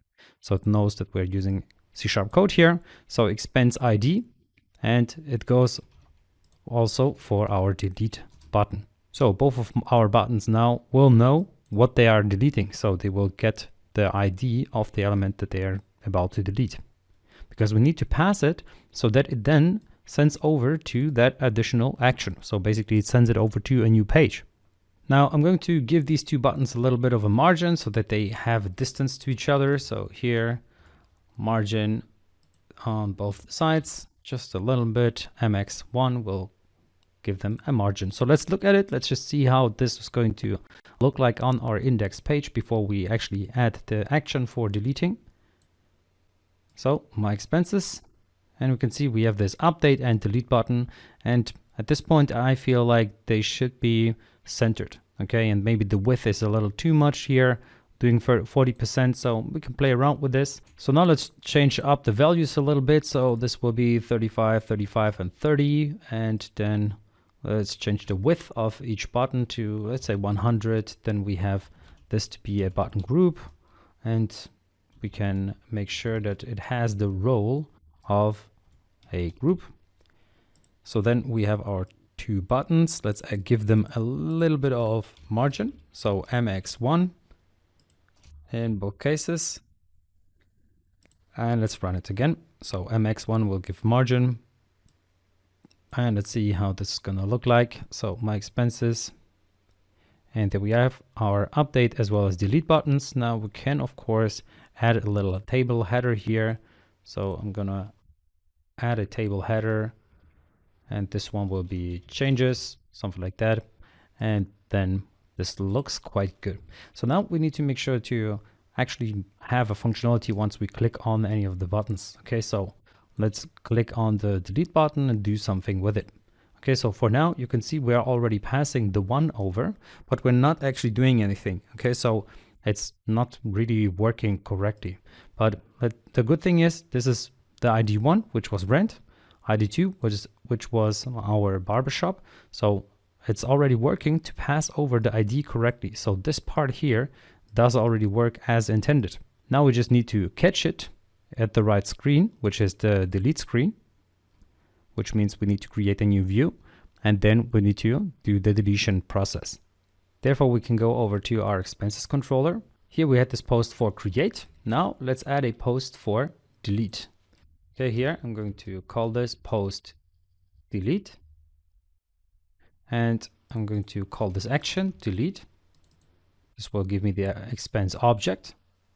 And as you might recall, we don't need the expense object here, but we are actually getting an ID. So an optional ID, this can be passed or it cannot be passed. So let's make this optional. And then we need to make sure that we get the object for that particular ID. And the cool thing is we can just use our DB here. So underscore DB dot, and then we called it expenses.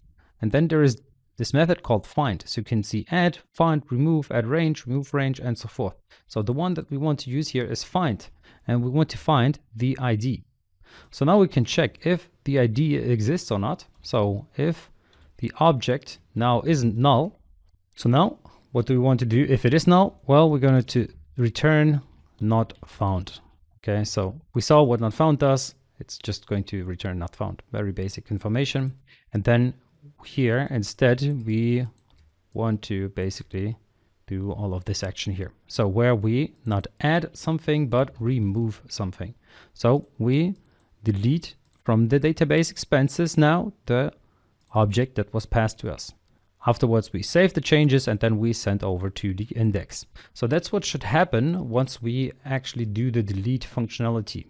Now let's do this same thing for the get. So we need to make sure that we also have a get request where we just send the user over to this other page. So here we need to make sure that we also get the integer. We don't need to validate, and it's not an HTTP post here because we're really just sending the user over to another page.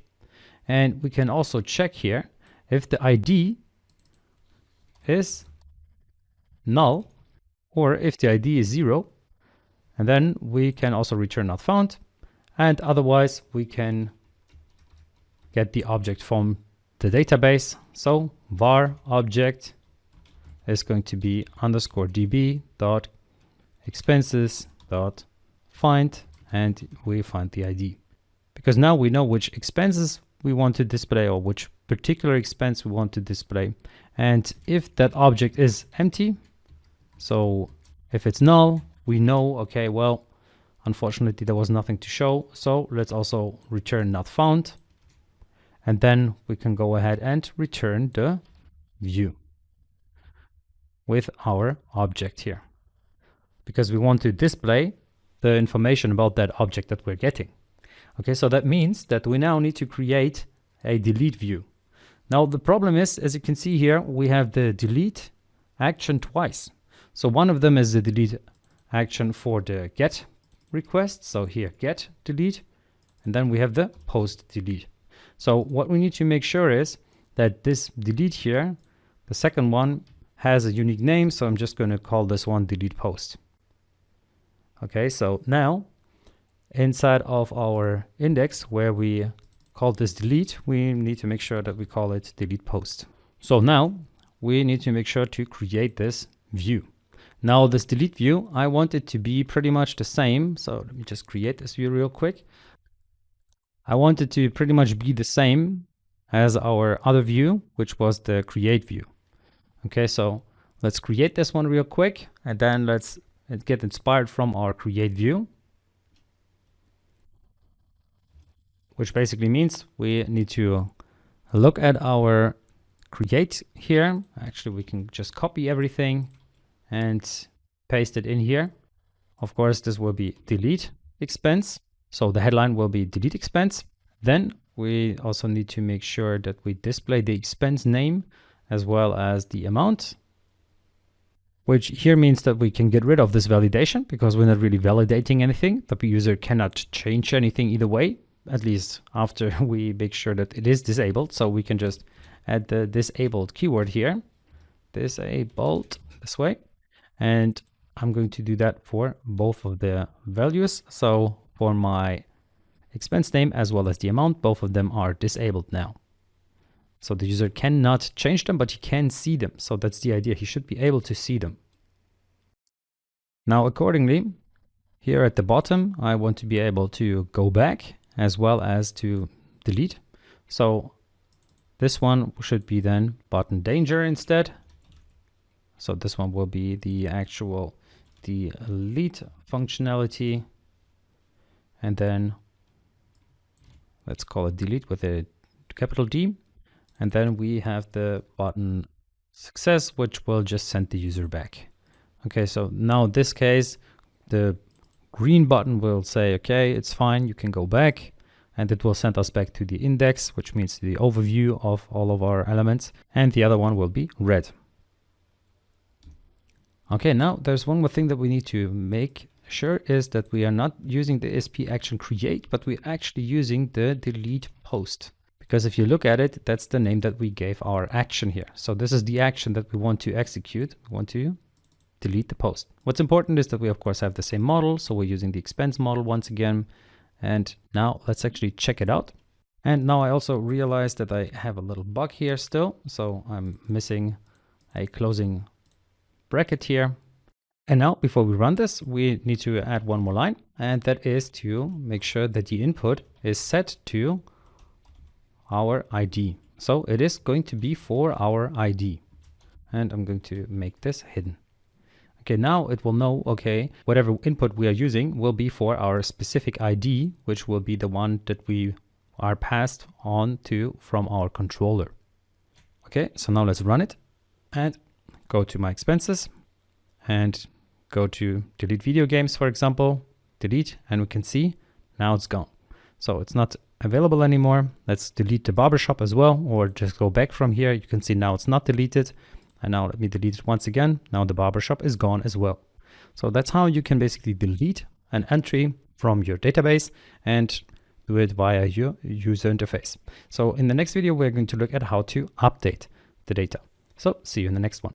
All right, now let's take care of the update functionality. And therefore we need to go over to our expense controller once again. And we're going to create another action, which will be very similar to our delete action. Okay, so I'm going to add it here. I'm going to call this one get update. And this one will be called update. Okay, so I'm going to do the same things here. I'm going to pass the ID. Then if the ID is null, we will say not found. Or if it's 0, then we will find the expense based on the ID. And if the object is null, we are going to return not found once again. And then we return the view itself with the object that we're passing, which is basically our expenses object. Now we need to have a view for our update. So we can add a view again. I'm going to use raise a view here. I'm going to call this one update. And basically it will be the same thing as our create view or our delete view. They are going to be pretty much the same, except for the activity that they will execute. So let's go ahead and copy the whole create file, and now let's replace the update file with it directly. So here the ASP action will of course be update, but because the name here is exactly the same, so the name of the file, the action, is exactly the same as the view, we won't even need that. So it's optional here. So you can get rid of it, but you can leave it in there if you want to specifically state it here. Because as I said, the action has the same name as the view. Okay, now we don't need that. We commented it out earlier anyways, right? So now it will not be add expense, but it will be update expense, for example. And now at this point, we can just run it. There we are, my expenses. And let's update this. You see, we are sent over to the update screen. So here we can now make changes. And of course, we need to make a change to this button here. It should say update instead of create. So let's change that real quick. And that is here at the bottom. I'm going to call this update, and let me refresh that real quick. But basically you already can see that our software is populating the data. As you can see, it populates the data for us. So now we can just really go ahead and make changes and hit the update action. So we have one update action, which we already created in our expense controller, which is the get update. Now we will also need to have another update method, which will be the post update method. All right, so now we need another update method, which will be the post update method, which will be pretty much the same as our post create. So we can just go ahead and copy this and put it down here. So this will be our post edit or update, however you want to call it. So I would also need to change the name here to update. And now, even though those two methods have the same name, you see there is no problem here, because this one is requiring an integer and this one is requiring an object of type expense. Okay, so everything else can almost stay the same. The only change that we need to make is to actually update here. So here, expenses.update. And now there is one more thing that we need to change, and that is we need to make sure that our update CSHTML has another line up here, because this view might know what kind of expense we get, but it needs to specifically state the ID. We need to know which ID we shall update. And therefore, we need to add the same line that we had here, where we say ASP for ID. So this input will be ASP for ID. And that way, when we post the form with the object, we get the ID as well. Of course, the object has the ID, but this way we can really make sure that we are passing the ID correctly and it knows directly which element to update in the database. All right, at this point, we can check it out. So let's go ahead and update this rent here. And let's say rent was a little more expensive than we had anticipated. So it's $650. Let's update it. And you can see the amount is now reflected here. Okay, so now at this point, we have seen how to do all of the CRUD operations. So create, read, update, and delete. We had a slightly different order because we first read them before we created them, but then we also first deleted them before we updated them. But basically we did all of the CRUD operations. Now you see how you can create data, how you can read the data, update it, and then delete it if you ever need it. All right, so that's it for this video. Thank you very much for watching it all the way up to the outro. So in this video, you learned a lot about ASP.NET Core. So if you feel like learning more about it, definitely check out the link in the description. We have a full course, as you probably already know, based on the ads that you saw in this video. So thanks a lot again. And if you like the content that we produce, then definitely hit that like button, please. And also subscribe, because your subscription to the channel really helps us out. And for you, it's really just a click on the button. Okay, so thanks a lot again and have a nice day.